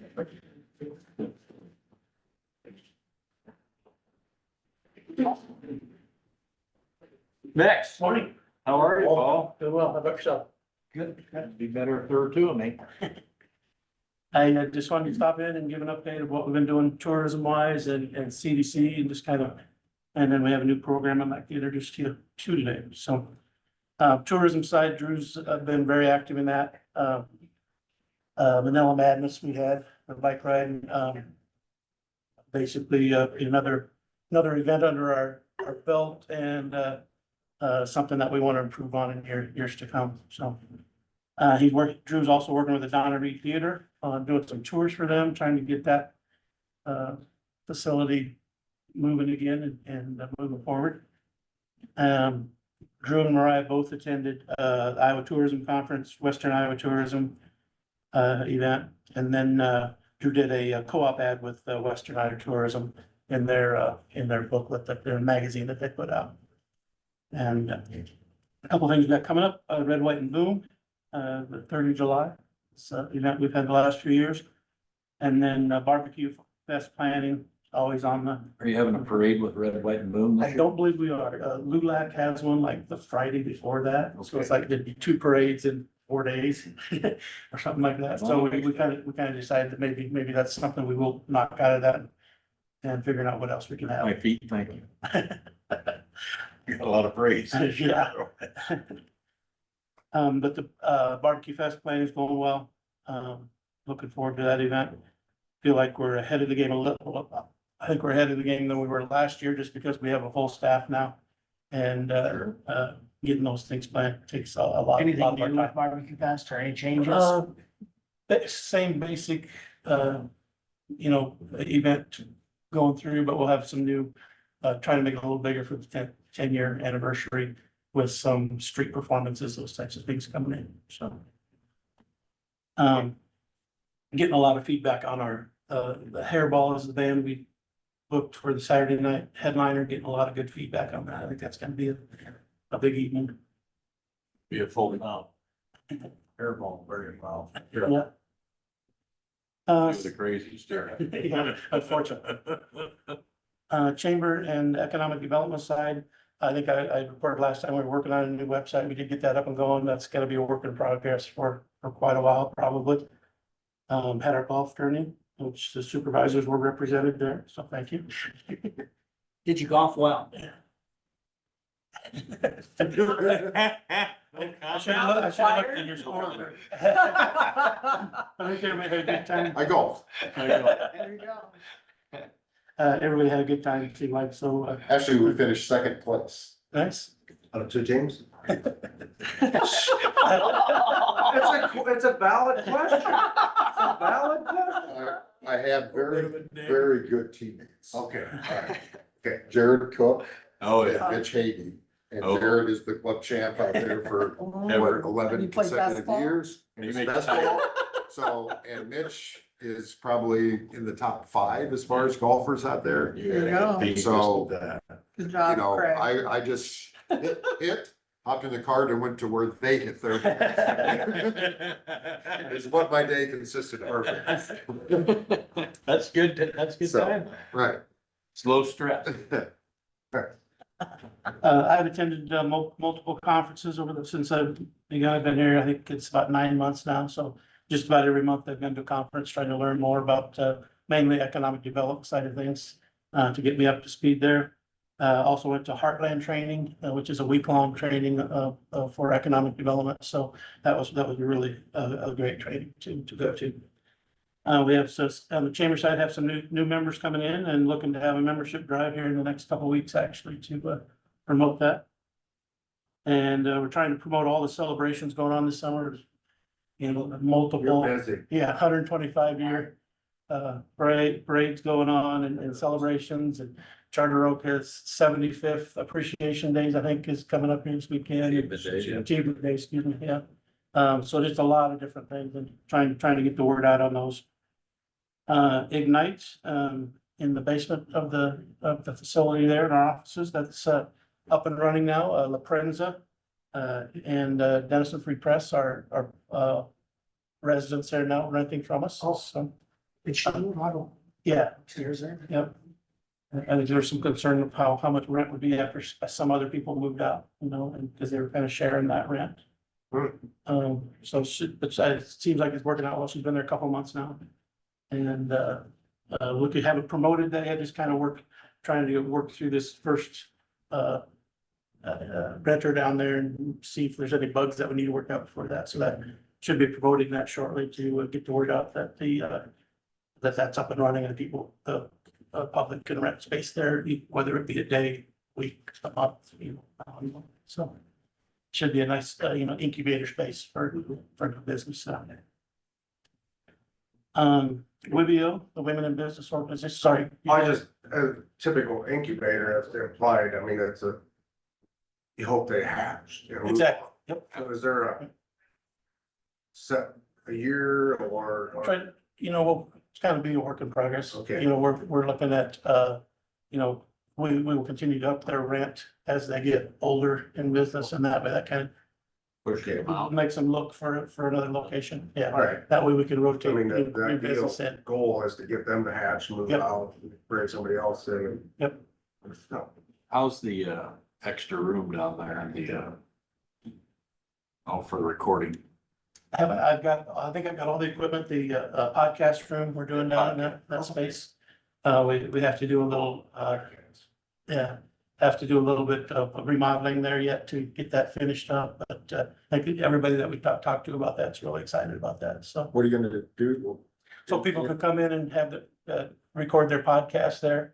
Joe Rogan can stop it. There you go. And we'll So probably, do we have many people that are doing podcasts in Denison? Not that I know of, Crawford County? nothing I know Right, of, but I think I'm it's, just curious. I think that's something that they, the 20 to 30-year-old is interested in. Right, right. A lot of people listen to them and then, and in the Without back a of their doubt. mind, think, gosh, I know I my think I could kids, do right. that. Yeah, you're not wrong. Just so it's not the First Amendment auditors.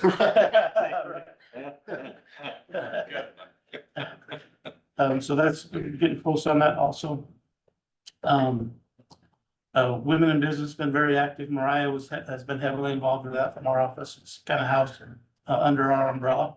But they've been very active, have their farm to table event coming up here. And then she also, this isn't under that organization, but our Women in Business Luncheon we had here last month. And that was very well received. Had Senator Ernst come and spoke, attended, English didn't speak, but spoke a little bit actually just as a visitor there, so. Been attending Manila's economic development meetings down there when I can. Probably every other month or so, and just trying to see what they have going on and what how we can help them out of our office. Has there been any talk, like with Mela down there, one time they were trying to get a feed mill in there. And I know like even in Denison, we talked about having an economic development area for businesses to come in, Industrial park? industrial park, thank you. Is that Yeah. kind of on that? Yeah, something that we're definitely working on. actually, for Dennison here, Stephanie, our board president, and myself and Ty have just started meeting the last couple months and kind of throwing out ideas there to see what we You know, can do. Paul, is Manila the only other community in the county that has a economic development meeting? As far as regular meeting, Yeah. I believe so, but I know, I think it's, one of the towns to the west has one, and don't quote me on it, but I believe it's Vale. Vale has one. I believe so, yeah. I've just seen curious an what other article, communities are doing and. I'd just seen an article in I the didn't know. newspaper that they had done some Open things. metal, like especially with the League of Cities. Given, you get them mayors together, especially since we got a young crop of mayors. Right. You can start bouncing ideas, who's doing what, and then, you know, cause I think Schleswig's got a lot of room for where they could do something like that, you know, I mean, you gotta get the business community involved though, because, you know, obviously if you're a new business wanting to move in somewhere, you wanna know you got support of the community too. you know. So I think it would be beneficial to have that League of Cities Mhm. regional Oh, welfare very good. meeting, you know, this summer. For sure. Very. How do you identify outside businesses to showcase what we have in our economic development? So I'm on a couple different email chains that they, professional developers of Iowa will put emails out. You know, and they'll have qualifications listed right there. This way you got a business looking for X, Y, and Z. And if you feel like you're even close to that, you know, for the. So not to let the cat out of the bag, but do we have any? Not right now that are close. I mean, there's interest. I think our biggest negative right now, as far as the county, is no 4-lane roads, in and out. That's, Guys been telling us that We've been for. talking about that. that's one of the first things they ask, you know. Some advantages we have, a lot of rail going through the county. And, you know, getting some property close to that, I think would be a step in the right But direction. that is their number one question, is 4 lanes. Yeah, I mean, we're probably close enough that some of them would take a serious look, especially with the rail side of it, if that's something they're looking at. Right, but if you don't have, I guess, the 4 lane and you say one's close enough and they're like, yeah, but at Harlan, it's only Right. 12 miles away, Right. Right. you know? Talking about- More flat ground to do too. Rail, some of our prime industrial park areas down by Tyson. Mhm. Do you think gonna happen or materialize there? I think we wanna dig into that and just see where we're at there. You're still at the mercy of the railroad. If they don't want nothing to do with it, you just like have no railroad there. No, Or even Tyson talking doing about something, whether or not we're at mercy of them. CN was open But there. the EPs is. There's grain cars out there, so I'm gonna Yeah. guess they're. Yeah, and UP could be like, well, that's great. It's really nice. We're not stopping. They want 100 cars or they're not stopping. Yeah, But you don't need 100 cars, but you know, not saying that can't happen. yeah, it's just it. The right company come in. Well, we've had success. I mean, look at the dry ice plant and Continental Carbonics, or even what we have with Monogram. Mhm. I mean, so we've had companies come in. Yep. We've actually talked about, you know, I mean, if that was ever developable. I have trouble with that word all the time. If we could develop that down there, you know, one of the problems, remember how many accidents we had at the railroad crossing there coming on to 30? Mhm. You know, how do we build a different, some kind of an access onto the 4-lane there? And, I just brought up to Paul asked what he thought about it. Down in Texas, a lot of times they have that center where the lights are actually in the center of the road. And you exit or you come on and get off and go up onto an overpass, you know, cause there's just not a lot of room to maneuver between where activity is versus the rail, then the road's right there. Basically, you got a ditch's worth. So I mean, if you could, basically, if you had to expand a little bit on the roadway to the south there, to leave room in there to where you can build an overpass up there with interchanges up there with stoplights. And then you get people over the railroad, is, you know, because obviously developing, the first people are gonna say, well, that's pretty dangerous in and out of there. How are you gonna get traffic in it? So you gotta develop them kind of plans too. Sorry to interrupt, Paul, but remember some of the Still at things. the mercy of the railroad, they're gonna build an overpass over their track. Exactly. But I think it'd probably be more doable, and they wanna cut down on the accidents there too. And so, I mean, it'd have to be part of your plans. You're gonna have to talk with them. So Paul, do you have much discussion with like Tyson or? We haven't yet, that one in what their particular, you future kinda plans need, are? I think we need a plan going in to talk to them, Okay. you know?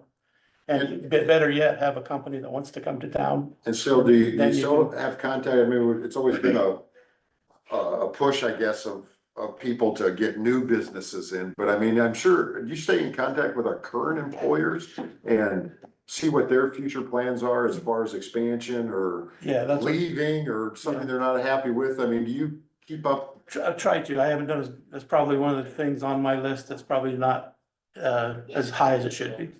You know, visiting with them, I have met with both the meat pack, the Monogram and Smithfield. Since Okay. I've been here and trying to get out into all those, you know, I have a list of about 12 that the state wants us, the state communicates with us too on that. And Okay. here, we'd love to have this information. Here's 12 questions we'd love for you to ask them. Because sometimes, I mean, you always think about, you know, I guess you could compare that when you see that, you know, Dish Network or something offers $20 a month for new customers. You're like, man, I've been a customer for 20 years and I'm paying $150 a month. Don't they care about me? How come they never care about the current customers? We actually talked about that a quite a Okay. bit at our last Yeah. meeting, taking care of them, who's already here. Yeah.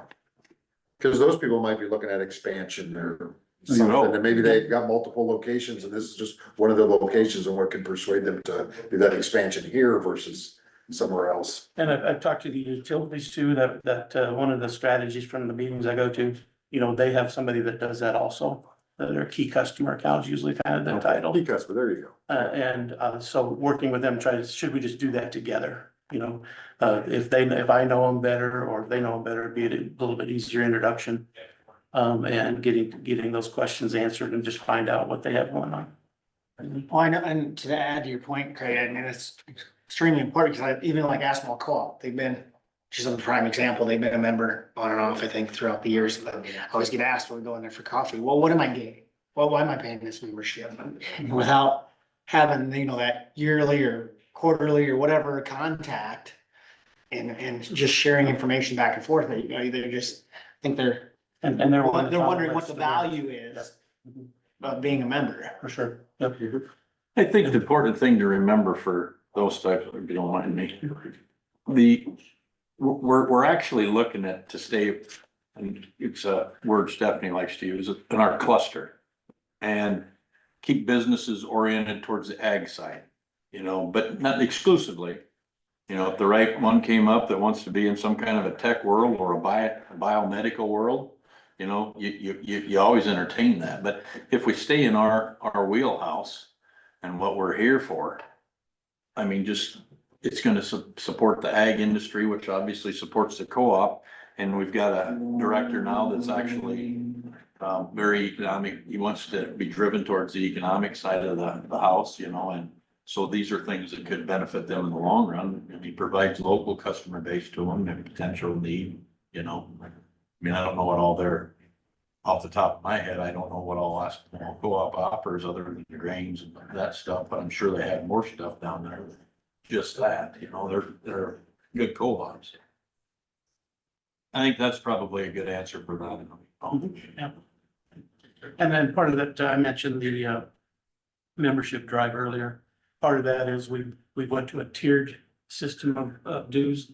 So we'll have a list exactly what they're getting for the category that they're, so I'm hoping that will help, because that was one thing, not just the bigger industry, but even just mom and pop, for my $200, what am I getting?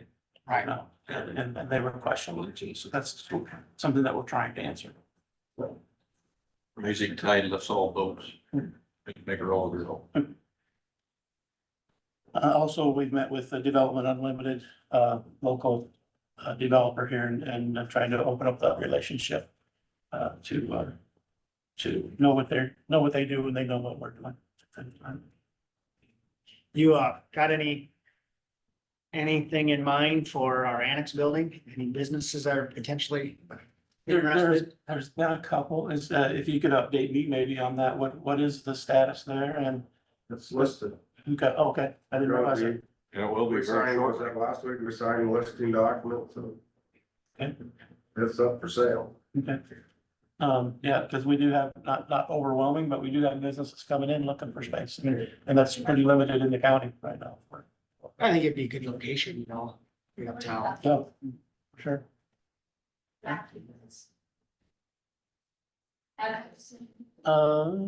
We have our annual meeting coming up and I'll give you a sheet on that here shortly. Actually, I'll pass these out. I'll start with the main reason I wanted to come today is tell you a little bit about our leadership program we've been working on here.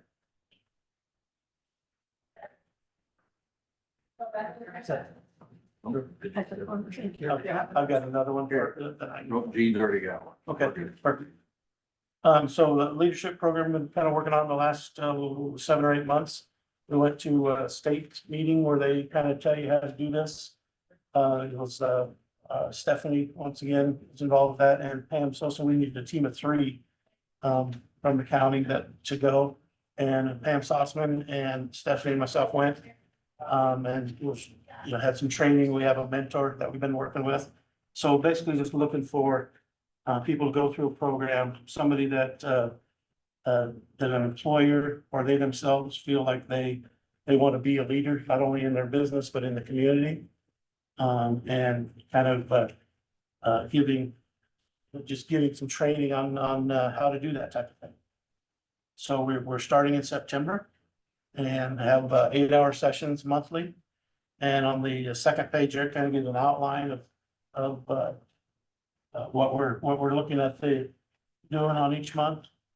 Talking about, and would love to on that first, I believe it is, on October 1st. Love to bring them all in, 10 minutes before your meeting, maybe. I just have them meet you all so they know who you folks are. And we'll, like that day, a rough outline of that day would be come here, meet you folks, go over to the city hall, meet some of them. And then just talk about maybe Robert's rules and those types of things that would be involved in government situations. And then, maybe we along all these days, we go out and be visiting businesses in the county and bust them there and have a tour and just see some of the things you don't realize what's going on in Crawford County.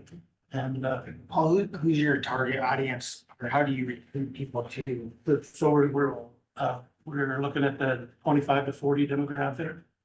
And we'll be going visiting probably in pairs, like Steph and I will go to any business that she has contacts with. And, it's in not only small business, but the banks, anybody who might have somebody in their employee that would be a good candidate.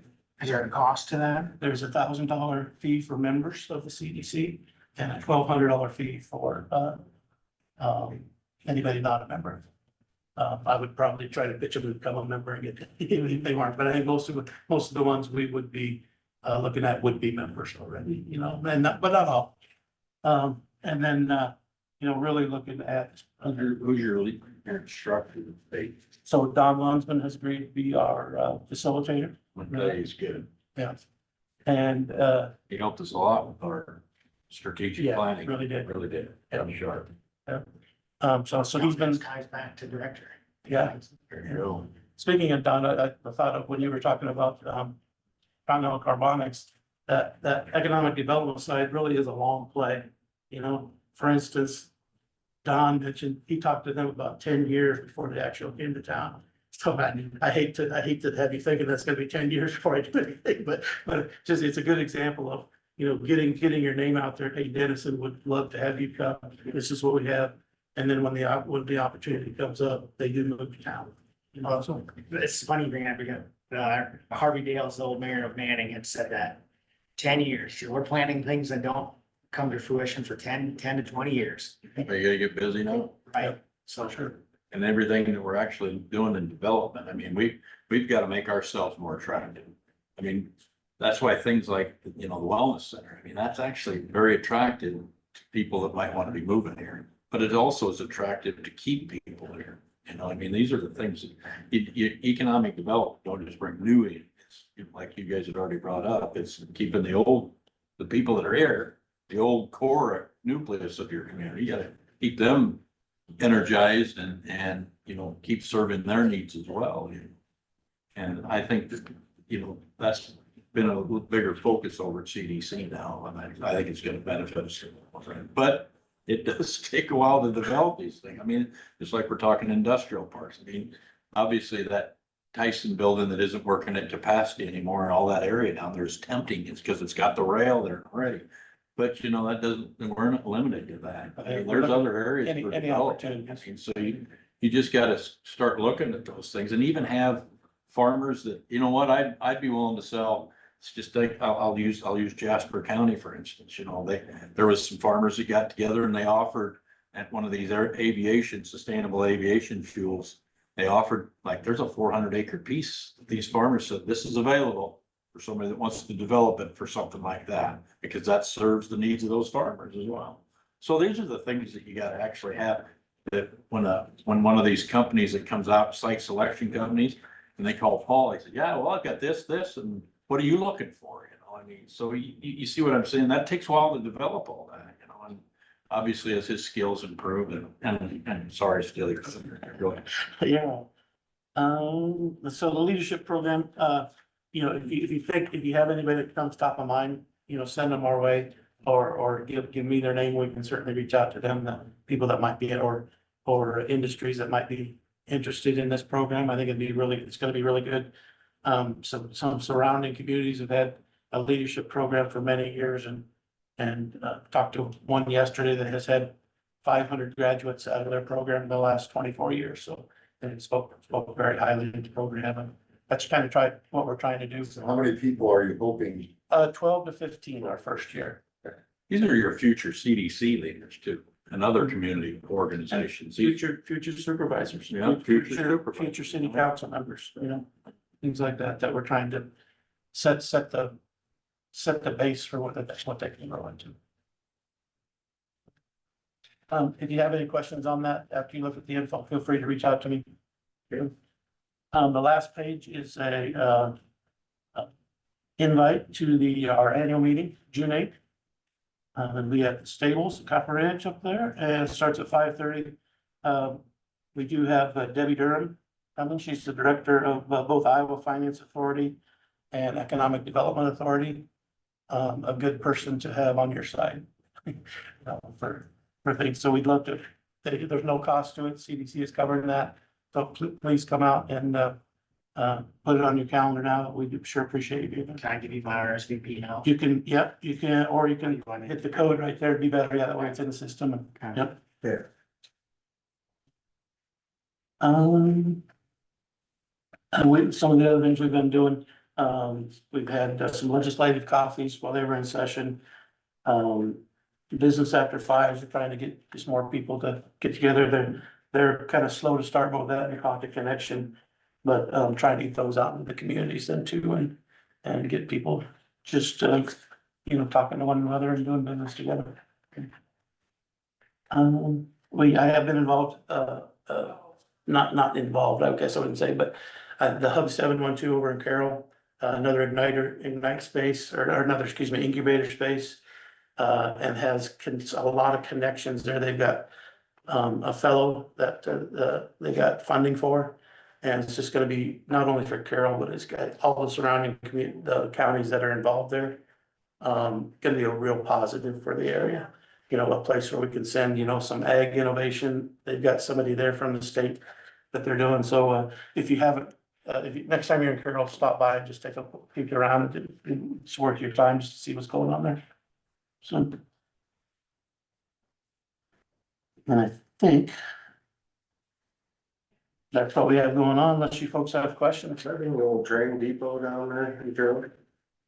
I'm not sure. It's, it was the old, Western Iowa Networks building downtown. Oh, okay, It's right on the highway there. okay. Yeah. And, so yeah, they're doing a lot of good things there. And we're a part of that in that we can send people there. One of the things I like, they're gonna have a FDDC person there trained that, we have, ours is in Sioux City, so a lot of times that's tough for somebody to get there, but if somebody wants something a little quicker, they might be able to get to, over to Carroll a little better than they can up to Sioux City. But otherwise, thanks so much for your funding that you give us on a regular basis. We hope that we're being good stewards of that and doing good things with it. So It's good to have the update. Yeah, we appreciate it. Certainly, yeah, no, I do. Hopefully they I continue. think we're seeing some benefit in our investment. I think you're moving forward. I mean, Thank you. obviously it ain't gonna happen in 5 minutes. And we appreciate it. Yeah, whenever, and you need anything from us, I mean, come over anytime, we Right. wanna keep an open door. If you wanna give it quarterly, that'd be appreciated. Yeah, I'll yeah, put it on the absolutely. calendar when I get back. So, Okay, thank you, Paul. thanks, folks. Thanks, Paul. Paul. Yeah, if you ever have any questions, feel free to call. Thank you. I will call you, Paul. I do have a question I wanted to ask you, so I'll Okay. give you a call. Here. Oh, now we get the, I need to run downstairs though. okay, Takes too much of my time. we won't talk too much. I'm an old woman. No, that's, go for it. We got people watching. You do. So we'll be safe. So be patient. So Dave, when you mentioned that. You need help? With the mayor of Well, I'm just. Manning, you said it takes 10 years. Sometimes then you wonder, you go, well, then what were they doing 10 years ago? Why do we have something happening now, right? Right. Right? You see where this memo came from? That's a Melissa Gillette, that's a Crawford County native, that's Mark Spiegel's daughter. Yeah. Oh. Cool. From the DOT? Yeah, Okay. She's the head honcho, huh? well, at least in this policy memo division, maybe, I don't know. Cool. Crawford County reaching out and affecting Iowa governance. Yeah. We've got them pre-positioned all over, don't we? Really, I mean, there is a lot of, that ties back to Crawford County when you get out and see, like. Reading now, I'm like, oh, I do remember Spiegel saying his daughter works at the DOT. So she would probably be early 40s? Yeah, Probably. yeah. Yeah.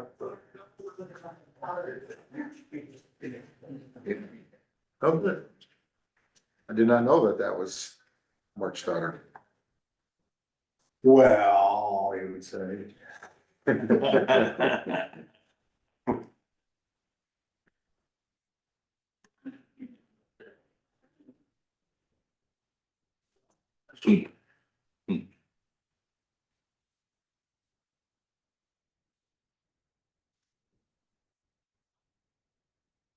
Had Eli's wedding Saturday, Oh, yeah, and I was at the 5 Mile House. Beautiful day for a wedding. yeah. Jason Schultz's daughter got married Saturday as well. Didn't see the governor there, but Jason probably said he could handle it. Did she marry the? Chris, yeah, Okay. yeah, Peter? yeah. They've been dating for 10 years. 10.5 years according to all the speeches, so. Okay. Okay, thank you. Oh, I thought you had to go get some. What does she do? I did. Had it here. Where's Jason's daughter? I got it. Oh, She is, I didn't want I to just help. didn't get brand it new in. doctor. No, I know, I understand. Yeah, We'll do this. I don't know where she's practicing Peter or, teaches here.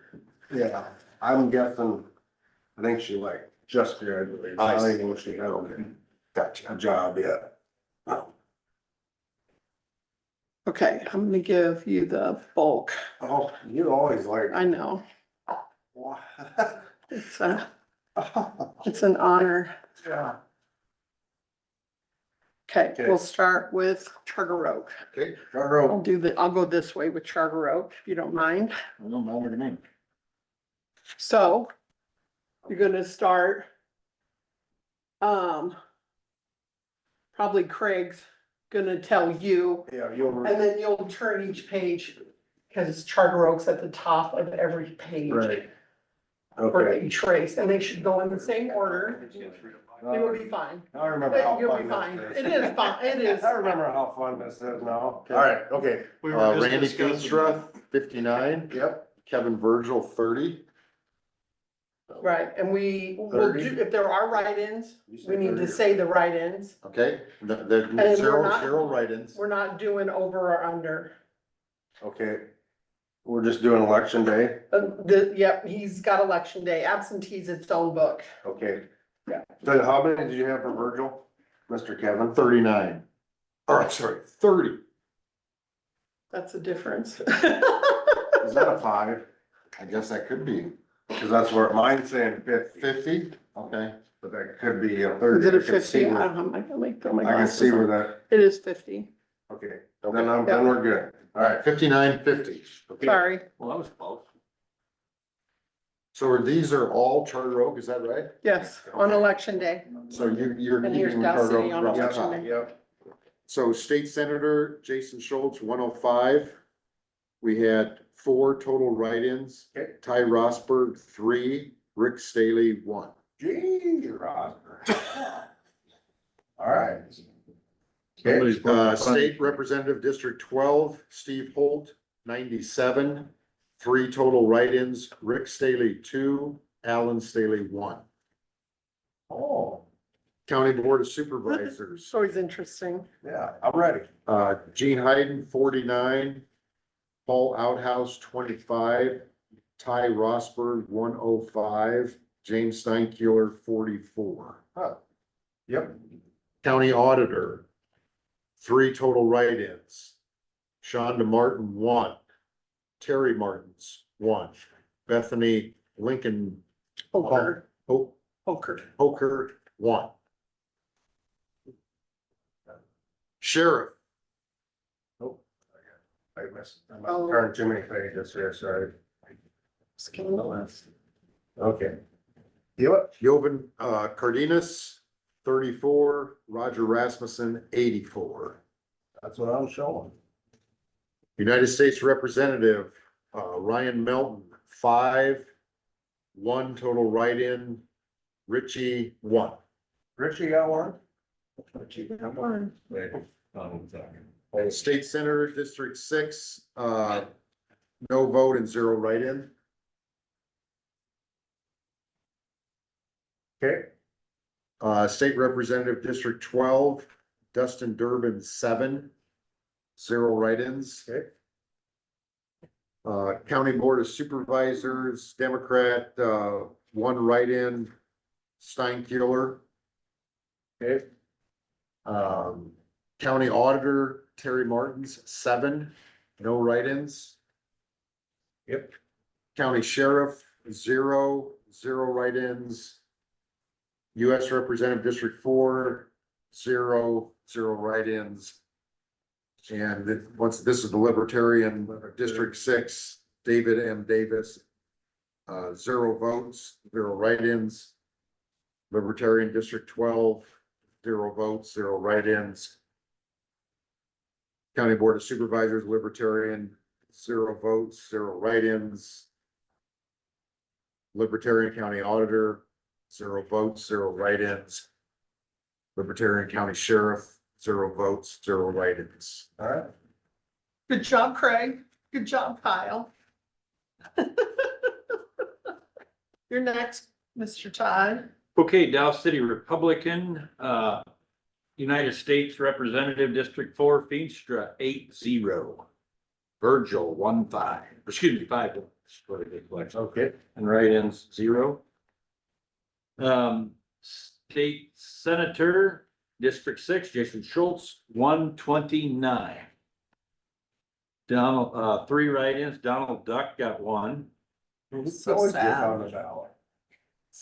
Beth Vogt, 1. Dustin Durbin, 1. Sure the well. Over to the State Representative, District 12, Stephen Holt, 125. 4 write-ins, once again, Donald Duck, 1. Dustin Durbin, 3. And Republican County Board of Supervisors, Gene Hayden, 82. Paul Outhouse, 43. Ty Rosberg, 92. Jim Steinkuhler, 56. And write-ins are 0. That's right. County Auditor on the Republican side, write-ins. Terry Martin, 1. There was 2 write-ins. Terry Martin, 1. Tom Muff, 1. County Sheriff. Jovan Cardenas, 36. Roger Rasmussen, 118. Write-in, 0. District 4, Democrat side, excuse me, Democrat, United States Representative, District 4, Ryan Melton, totaled 5 votes, write-in 0. State Senator, District 6, there's no one and there's no write-in. State Representative, District 12, Dustin Durbin, 5 votes, write-ins 0. County Board of Supervisors, no one listed, but write-ins were Hayden 1, Steinkühler 1. County Auditor, Terry Martins on Democrat is 5 votes, write-ins or 0. County Sheriff, there were no candidates, however, on write-ins, 2, Roger Rasmussen 1, Jovan. I don't think they spelled this right, so even Cardenas 1. Does that make a difference when they spell That's it? how it was wrote down. Is it on the Democratic Party? Yeah. It won't matter because he's running Republican. Yeah, okay, I'm just, Yeah. I know sometimes I've heard that you gotta spell everything. Anyway. Next is on the United States Representative District 4, there's no one listed and 0 write-ins. State Senate District, this is Libertarian, by the way, sorry. Libertarian State Senator District 6, David M. Davis, got 1 vote. And write-ins were 0. State Representative District 12 on Libertarian, no listings, no write-ins.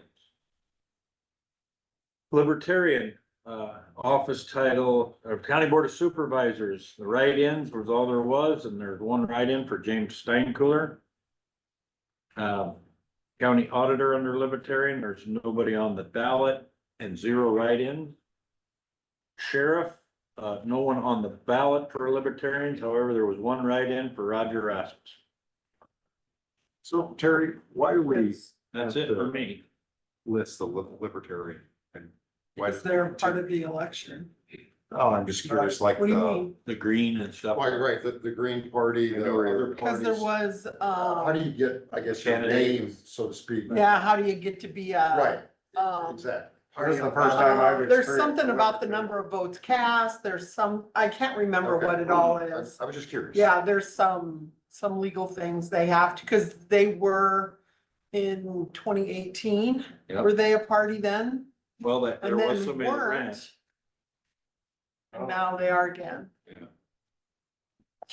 I think it would seem to logical to me that if they have somebody on the ballot. Can't First remember, ward. it takes United more than States that though. Representative District Yeah. 4, Republican. Feenstra 61, Virgil 41, no write-ins. State Senator District 6, Jason Schultz 98. 1 write-in, no name, 1 write-in, Steve Holt.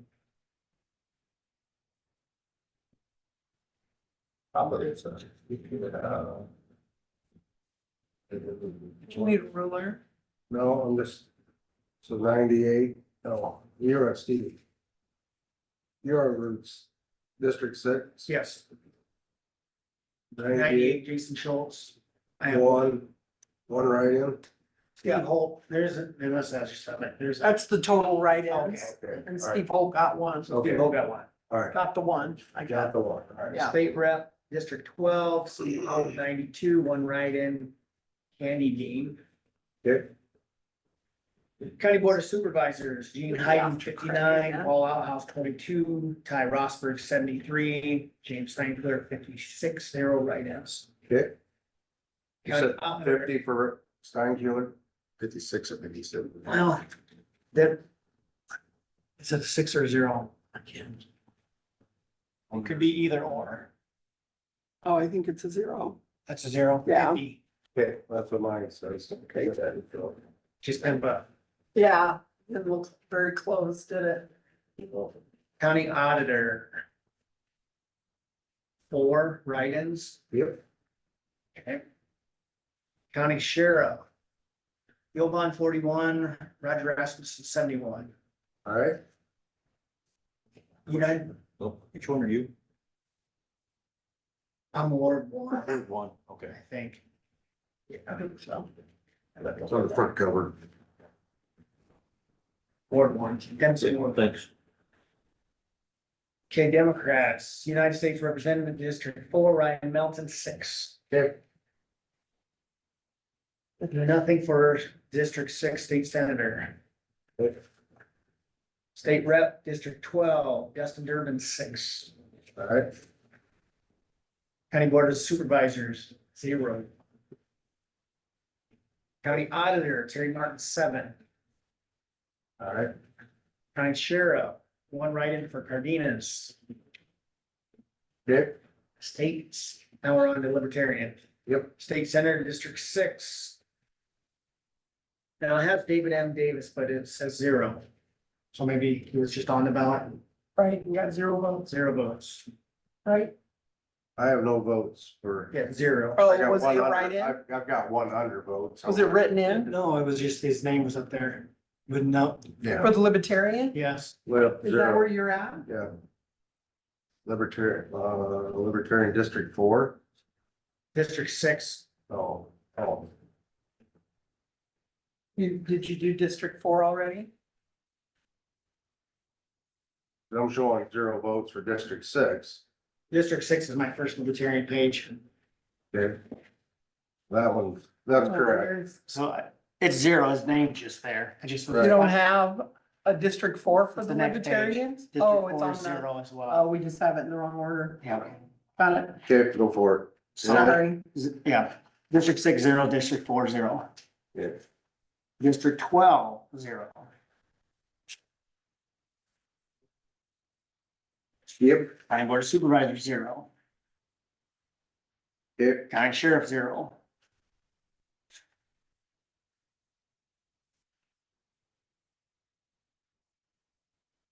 Yep. And County Auditor, 0.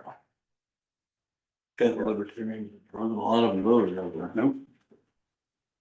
Okay, Kyle, Dennison's second ward, Ward Deuce. Ward 2, all right. I'm up. United States Representative, District 4, Randy Feenstra, 64, Kevin Virgil, 73. Write-in 0. State Center District 6, Jason Schultz, 129, total write-ins 5, Steve Tinkle, 4, blank 1. Blank? I wondered if he was gonna get. State Representative District 12, Steve Holt, 126, 4 total write-ins, Dustin Durbin, 2, none, 1, any, 1. Hate that. Board of Supervisors, Gene Hayden, 87, Paul Outhouse, 21, Ty Rosberg, 91, James Steinkiller, 64, 0 write-in. County Auditor, 4 write-ins, Chris Malone, 1, Elaine Gatto, 1, no, 1, Kristen Roeder, 1. County Sheriff, Cardenas, 55, Rasmussen, 90, 0 write-ins. District 4, Democrat, Ryan Melton, 9, 0 write-ins. District 6, 0 write-ins. District 12, Dustin Durbin, 8, 0 write-ins. County Board of Supervisors, 1 write-in, James Steinkiller, 1. County Auditor, Terry Martins, 8, 0 write-ins. County Sheriff, Democrat, 3 write-ins, Rasmussen, 1, Cardenas, 2. US District 12, or District 4, I'm sorry, no votes, 1 write-in, Randy Feenstra. Libertarians, District 6, David Davis, 1, write-in 1, Jason Schultz. Libertarian District Representative, District 12, 2 write-ins, both for Steve Holt. Libertarian Board of Supervisors, 4 total write-ins, Ty Rosberg, 1, James Steinkiller, 2, Gene Hayden, 1. What's that? Libertarian County Auditor, no votes, no write-ins. Libertarian County Sheriff, 3 write-ins, all 3 for Roger Rasmussen. Next week, vote for him. The only thing. We seem to have any. Ty, you're up. Numeral 3 ward in Goodrich Township. All right. Yep. Yeah, 3. Yeah, Ward 3. Okay, State Representative District 4, Randy Feenstra, 117, Kevin Virgil, 94. Write-ins, is that a 0 with a 1? Probably. Just I don't a know. 0. It's a 0. 0. There's nothing else that wrote down, so I'm gonna go with 0. State Senator District 6, Jason Schultz, 199. Write-ins 3, John Granson, 1, Steve Kinkle, 2. And the other items. State Representative, this Republican, Steve Holt for District 12, Steve Holt, 197. 1 write-in, Griffin Hayden, 1. County Board of Supervisors, Gene Hayden, 133, Paul Outhouse, 49, Ty Rosberg, 153, James Steinkühler, 91. You want to start something new? County Auditor, no candidates on the Republican, however, there was 5 write-ins. Steve Rogers, 1, Terry Martin's 1, Tanya Eller. Says Eller. Tanya Eller, yeah, Tanya Eller, 1. No one, 1, and Griffin Hayden, 1. County Sheriff, Jovan Cardenas, 103, Roger Rasmussen, 125. 0 write-ins. State Representative District 4 for the Democrats, Ryan Melton, 11. Write-ins, Eloy Jimenez, 1. Okay. State Senator District 6, 0 write-ins. State Representative District 12, Dustin Durbin, 11. Write-ins, Eloy Jimenez, again, 1. Democrat County Board of Supervisors, write-ins, Ty Rosberg, 1, Gene Hayden, 2, Eloy Jimenez, 1, Paul Outhouse, 1. County Auditor under Democrats, there's nobody, Terry was listed, 11 and no write-ins. County Sheriff, 0. 0 on the ballot, but write-ins were 5, Roger Rasmussen, 3. I'm gonna guess this is Cardenas, but Carden, 1, and Eloy Jimenez, 1. He must have been voting. As long as they just let number, I guess, they're not listed on. Most of them. I mean, are that's not fine to listed. read them off too, but they're not listed on any. Okay. It's Oh, you just listed have as a total write-ins? scattering. Yeah, okay. Yeah, there are a few that are listed. Some are, but if you not tell me very 5, many. I can do the math. Okay. They had to have a total, at least 10 votes in order to be listed, and 5% of the votes passed. Okay. All right, title, United States Representative District 4, nobody was listed, 0 and 0 write-ins. State Senate District 6, David M. Davis, 1, write-ins 0. State Representative District 12, 0, write-ins 0. County Board of Supervisors, 0, write-ins 0. County Auditor, 0, write-ins 0. 1, yeah. County Sheriff, 0 and write-in 0. Okay. Libertarian. For who? That's that. Thank you. Got another one for me? Yeah. Ready? Northeast, Northeast, Republican, District 4, State Representative, Feenstra, 62, Virgil, 51. good. State Senator, District 6, Jason Schultz, 107, 3 write-ins. 3, 3. Yep. District 12, State Rep, Stephen Holt, 98, 2 write-ins. okay, County Board of Supervisors, Gene Hayden, 55, Paul House, 35, Ty Rosberg, 71, James Steinkühler, 59. got it. County Auditor, 0. Sign your life away. Oh, yeah. County Sheriff, Jovan, Sign. 40, Rasmussen, 84. Good. Democrat, United States Representative, District 4, Ryan Melton, 13. 13. Any write-ins, you said? 0 write-ins. State Senator, District 6, 0.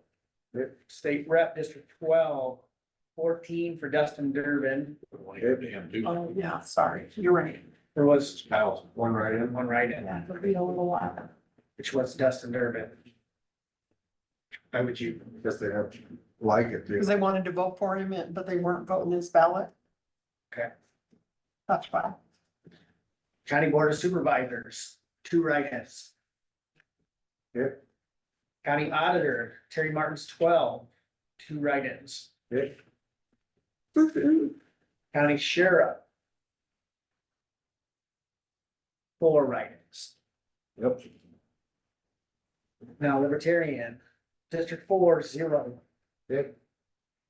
District 6, 0. Yep. District 12, State Rep, 0. All right. Supervisors, 0. All right. County Auditor, 0. County Sheriff, 0. All right. My turn again? Yes, thank you. Southeast. Try to keep my papers straight here. Wrapping up yet, Trey? Find that one. Okay, yeah, southeast. State Representative, District 4, Randy Feenstra, 108, Kevin Virgil, 117. 1 write-in. Right. State Senator, District 6, Jason Schultz, 211, 1 write-in. All right. State Representative, District 12, Sky. 203 for Steve Holt and 3 write-ins.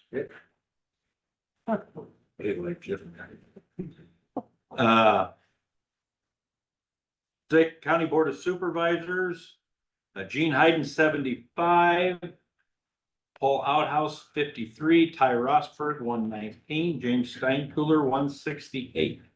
Write-ins, 2. Yep. County Auditor, nobody on the ballot, write-ins, 8. All right.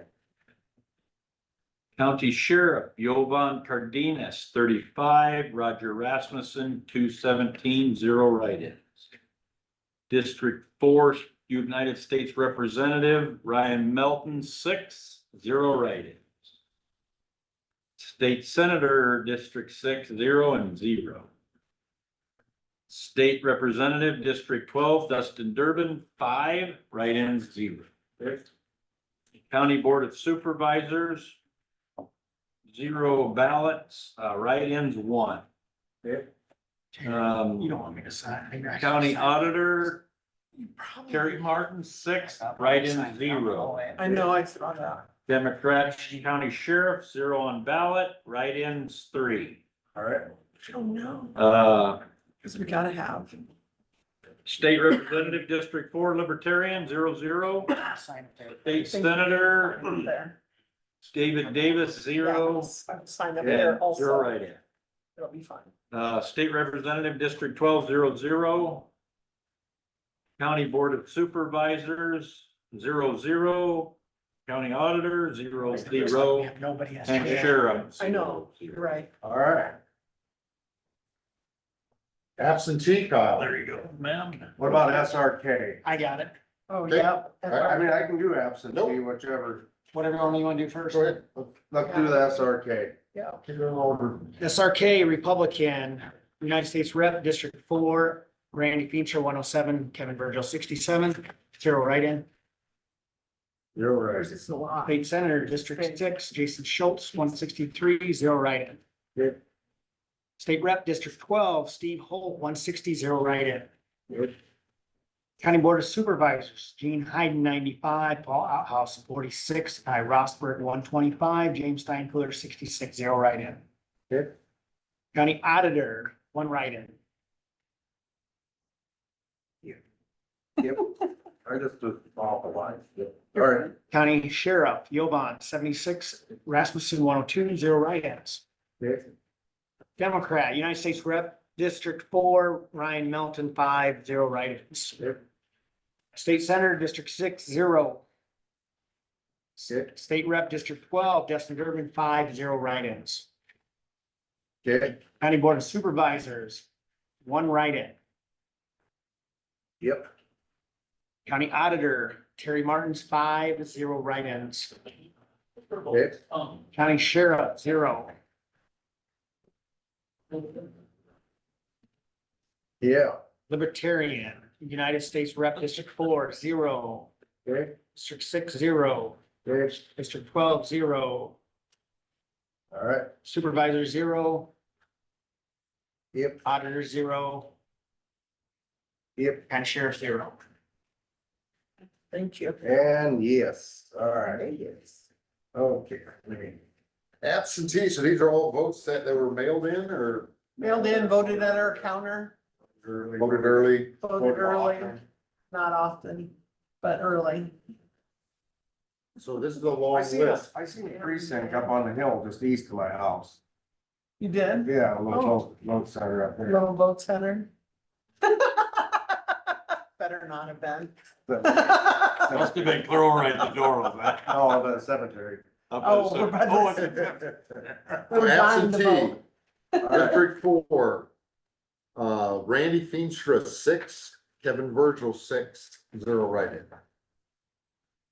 Oh, I'm sorry, we're gonna have to do per precinct, this was Charter Oak. Charter Oak. Right, So, yep, yeah, okay, So I'll start off with Charter Oak. got that. we should vote. Okay, State Senator District 6, Jason Schultz, 9, 2 write-ins. Back in the day. Okay. That's exactly right. District 12, Steve Holt, 11, no write-ins. Okay. Once again, all Charter Oak. Yep, Okay, County Board of Supervisors, Gene Hayden, 5, Paul Outhouse, 10, Ty Rosberg, 5, James Steinkiller, 6, no writing. Auditor, 0. Sheriff, Cardenas, 5, Rasmussen, 9, 0 write-in. okay, District 4, Ryan Melton, 1, 0 write-in. District 6, 0. District 12, Dustin Durbin, 1. County Board of Supervisors, once again, Charter Oak Democrat, 0. County Auditor, 0. Sheriff, 0. District 4, 0. District 6, David M. Davis, 0. District 12, 0.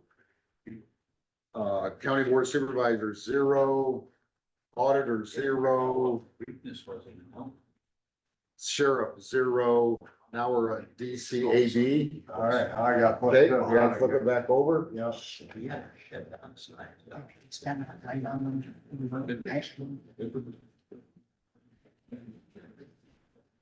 Okay, mean, I did. Uh, I did the two. District 4, Randy Feenstra, 14, Kevin Virgil, 11, 1 write-in, Stormy Daniels. Okay, all right. District 6, Jason Schultz, 27, 1 write-in, same person. Yep. Crazy. District 12, Stephen Holt, 26, 1 write-in, Dustin Durbin. Okay.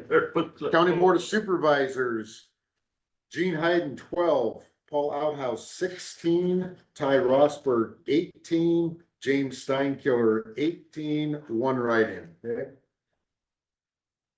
Auditor, 0, 2 write-ins. Yep. County Sheriff, Cardenas, 9, Rasmussen, 26. District 4, Ryan Melton, 2. District 6, 0. District 12, Dustin Durbin, 2. Oh, no, just a second. County Board of Supervisors, DCAB, Democrat. There. 0, 4 write-ins. 4 write-ins, okay, County Auditor, 2 for Terry Martins. okay, County Sheriff, 0, 2 write-ins. all right, District 4, 0. District 6, 0. David Davis, 0. District 12, 0. County Board of Supervisors, 0. Auditor, 0. Sheriff, 0. Now on to District 1. Sorry, Kyle. Thank you, Kyle.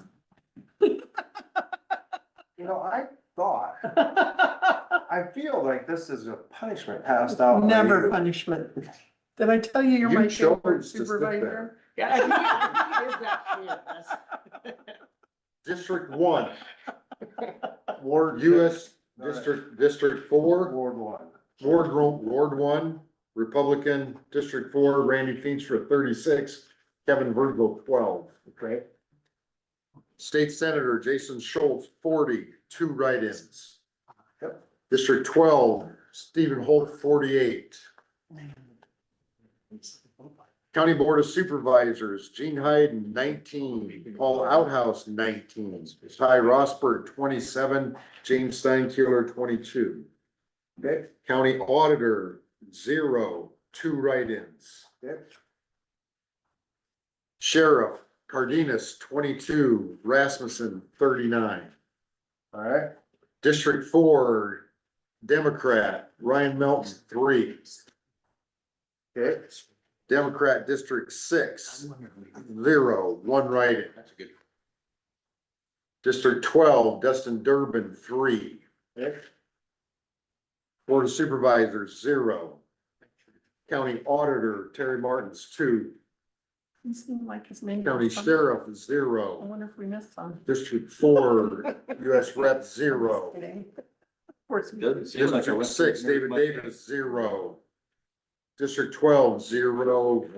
Well, trustees. and Board of stuff in Supervisors, November, so 0. there'll be more. County Auditor, 0. And they have the Okay. ag I extension. think I'll County Sheriff, hospital 0. On board, those, if there's, if it's. Soil and water That's and something all other than those zero, races let me too. know about it, Okay. and I'll check it. Okay. If they're all zeros, I'm just not gonna flip through them all.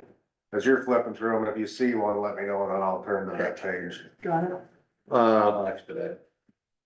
Well, I should probably still look, cause they might have them down here, there's, have some I numbers might in. have it screwed up. Yeah, well, it's not saying, the second ward, We won't. Better check. them all. Republican, District 4, Randy Feenstra, 31, Kevin Virgil, 15. No write-ins. District 6, Jason Schultz, 47. District 12, Stephen Holt, 45. Board of Supervisors, Gene Hyden, 26, Paul Outhouse, 12, Ty Rosberg, 34, James Steinkeeler, 27. Auditor, 0, 2 write-ins. Think about something too before you. County Sheriff, Cardenas, 29, Rasmussen, 34. District 4, Democrat, Ryan Melton, 4. District 6, 0, 1 write-in. District 12, Dustin Durbin, 3. Board of Supervisors, 0, 2 write-in. Some of those late ones. Auditor, Terry And Martins, some that- 5. I mean, Jim's already paid, County Sheriff, 3 write-ins. but it's those big ones. how many do you have for Terry Those Martin's? ones. 5, yep. Okay. Yep. Sheriff, 0, 3 write-ins. Okay, District 4, 0. Now we're at the Libertarian, 6, 0, 12, and 0. So they can, anybody that Supervisors, wants to see 0, how the auditors, meeting 0. ended, they can still see 0, it. 0. Yep, yep. All zeros. Third Ward, District 4. We need a break. Oh, We're ready to hand it off to someone else. no, we're good. Randy Feenstra, 52. Kevin Virgil, 29, 1 write-in. District 6, Jason Schultz, 79, 4 write-ins. So that, that District room 12. that Paul was talking about. Steve Holt, 82, the 3 write-ins. podcast room, do people have to rent it? Do they pay to use it? Board of Supervisors, I'm gonna guess. Gene Hyden, I would guess yes 62. too, but I just. Paul Outhouse, 17, Ty Rosberg, 45, James Steinkeeler, 38, 3 write-ins. That's what I'm showing. Auditor, 0, 3 write-ins. In the shred? Sheriff, Yeah. Cardenas 41, Rasmussen 51. I thought Is that you for were- recycling? District It'll be 4, $44, Brian Melton, whether it's 20. full or not. So Yep. Go District ahead. 6, Does that get State recycled? Senator Yeah. 0, 2 we'll get write-ins. shredded and then recycled. District 0. It is crazy how popular podcasts are. 2 write-ins. I mean, I still find some of the videos on YouTube. I watch a lot of TikTok stuff and Ward 2, it's kind of funny, 3. some of the stuff people Okay. will put on there. Thanks. Kind of funny, Sorry. ridiculous. District 12, Destin Durbin I would 19. send my- I sat there and watched some of it, so. Board of Supervisors 0, what's that 7. mean? I Write-ins. There's a lot of funny animal ones, like kitten ones that they're like. Auditor Martin's 21. Oh, yeah. Sheriff 0, 5 write-ins. Yep. District 4, 0 Libertarian. District 6, District 12, Board of Supervisors, Auditor, and Sheriff all 0. Northeast Republican, But I'll leave these up here for a reason. District 4, Feenstra I'll leave 15, these up here Virgil for a 6. reason. They were here already. I know. Jason Schultz, District but 6, they're 20. from, almost a year ago, District 12, Stephen Holt, 22, 1 write-in. what he needed, if they needed to be. Board of here. Supervisors, Gene Hayden, 14, Paul Outhouse, 9, Ty Rosberg, 12, James Steinkeeler, 8. And left them here for us. Auditor, 1 write-in. I think you'd have a DOT file that needs. Sheriff, Cardenas, 7, Rasmussen, 16. District 4, Melton, 1. I'll send one. District 6, 0. District 12, Dustin Durbin, 1. We signed them. Board of Supervisors, Yeah, 0. last October. Terry Martin's auditor, 1.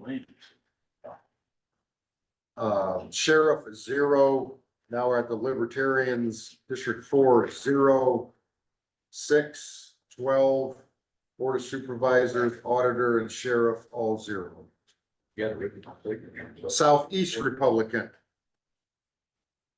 Feenstra, 12, Virgil, 12, 1 write-in. You're almost done. Stormy got another vote. Stormy? State Center, District 6, State Jason Schultz, 19, 2 write-ins. Stormy tied Steve Kinkle, 1 write-ins. Steve's got. Stephen Holt, District 12, 21, 1 write-in.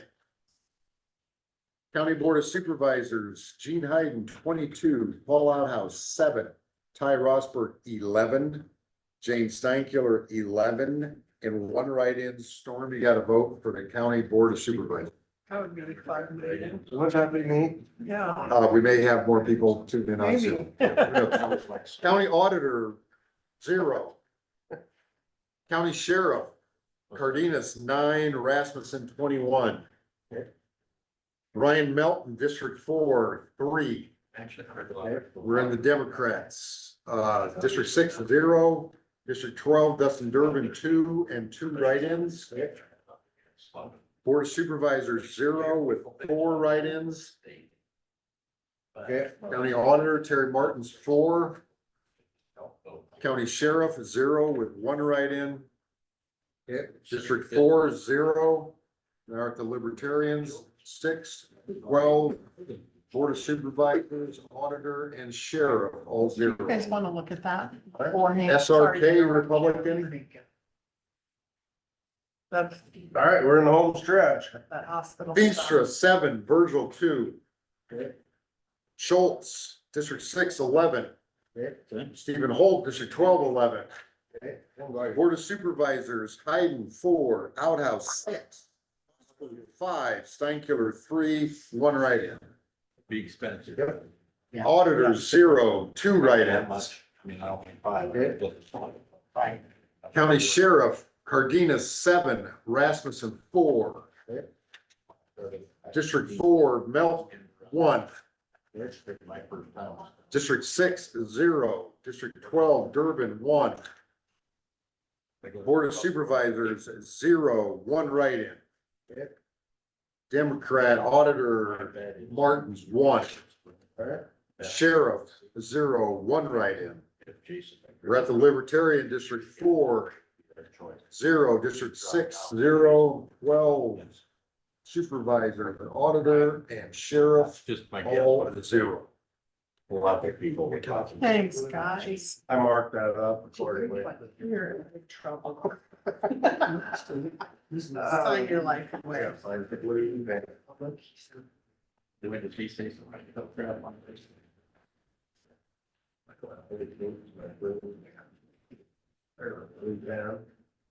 Yeah, I don't know. Not as bad as you I think. don't know what. It goes relatively fast.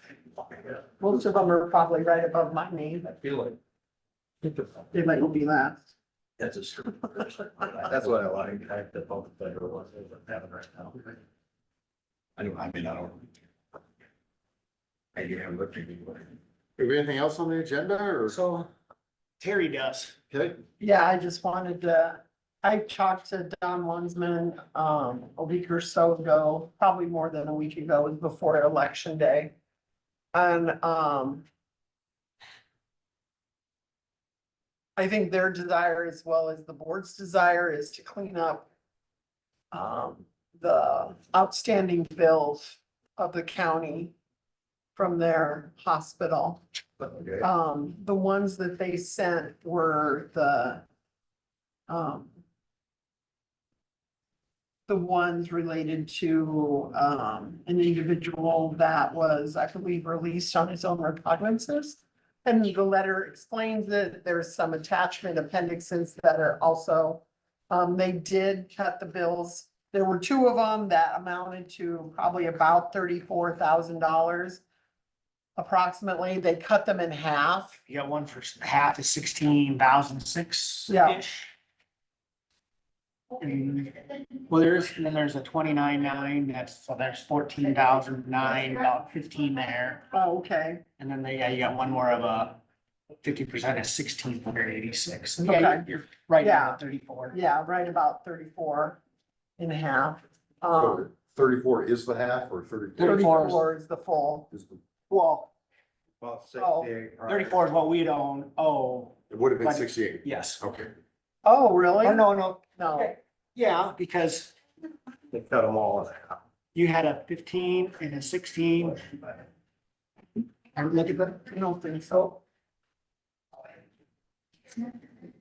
Yes, you know where you're looking. I don't know. Really saw. So there's a balance of Right, it would have 29. been 29,902. It says 14,951. Okay, And then, I thought there was just one other one, but there's two other ones? Lower one. then there's a littler one of, 3372 cut in half of 1686. Okay. and there's another one. Oh, 60 right there. I mean, Right. full. Well, maybe that is, I might have went off just for, this first page is the 16. Oh, okay. That's what I was thinking, that I was adding that too. Oh, yeah, there's just two of them. So, yeah, Okay. so it's 14,951.13 plus 1,601. There. Yeah. I read So that wrong. these were- Sorry. No, it's okay. In 2000, these were 7 years ago. Yeah, So they've been sending us bills every month? I don't know. Okay. They don't come to my department. These They would go to the sheriff's sheriff. office. Yeah, So this, but that, if you read through that letter, it explains a little bit. And I knew we did a budget amendment for 50,000 that got appropriated to the sheriff's department.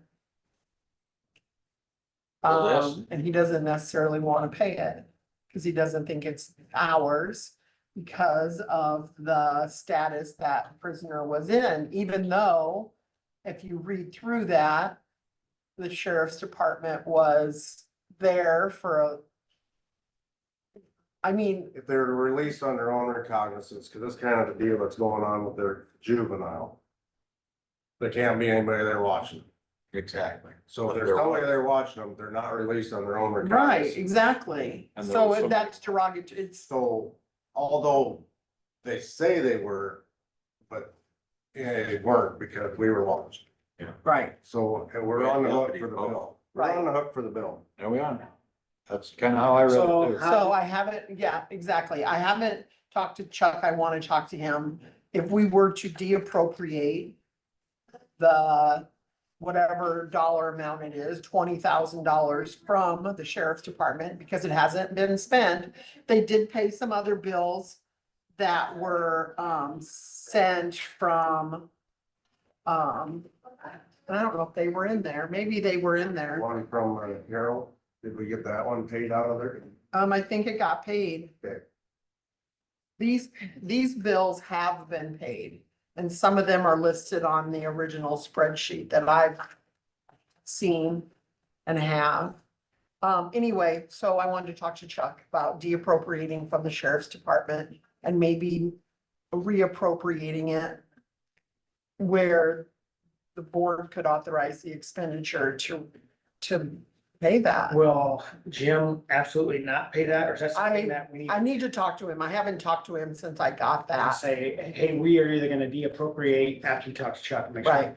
or just pay it, and if you Right. don't, we're gonna deappropriate and cover And it. pay it anyway. Cause I mean, you could make, I don't know, I guess an argument that in Crawford County Hospital's letter to us, it says Mr. Torres was in the Crawford County Sheriff's custody until released by the sheriff on 12/17/17.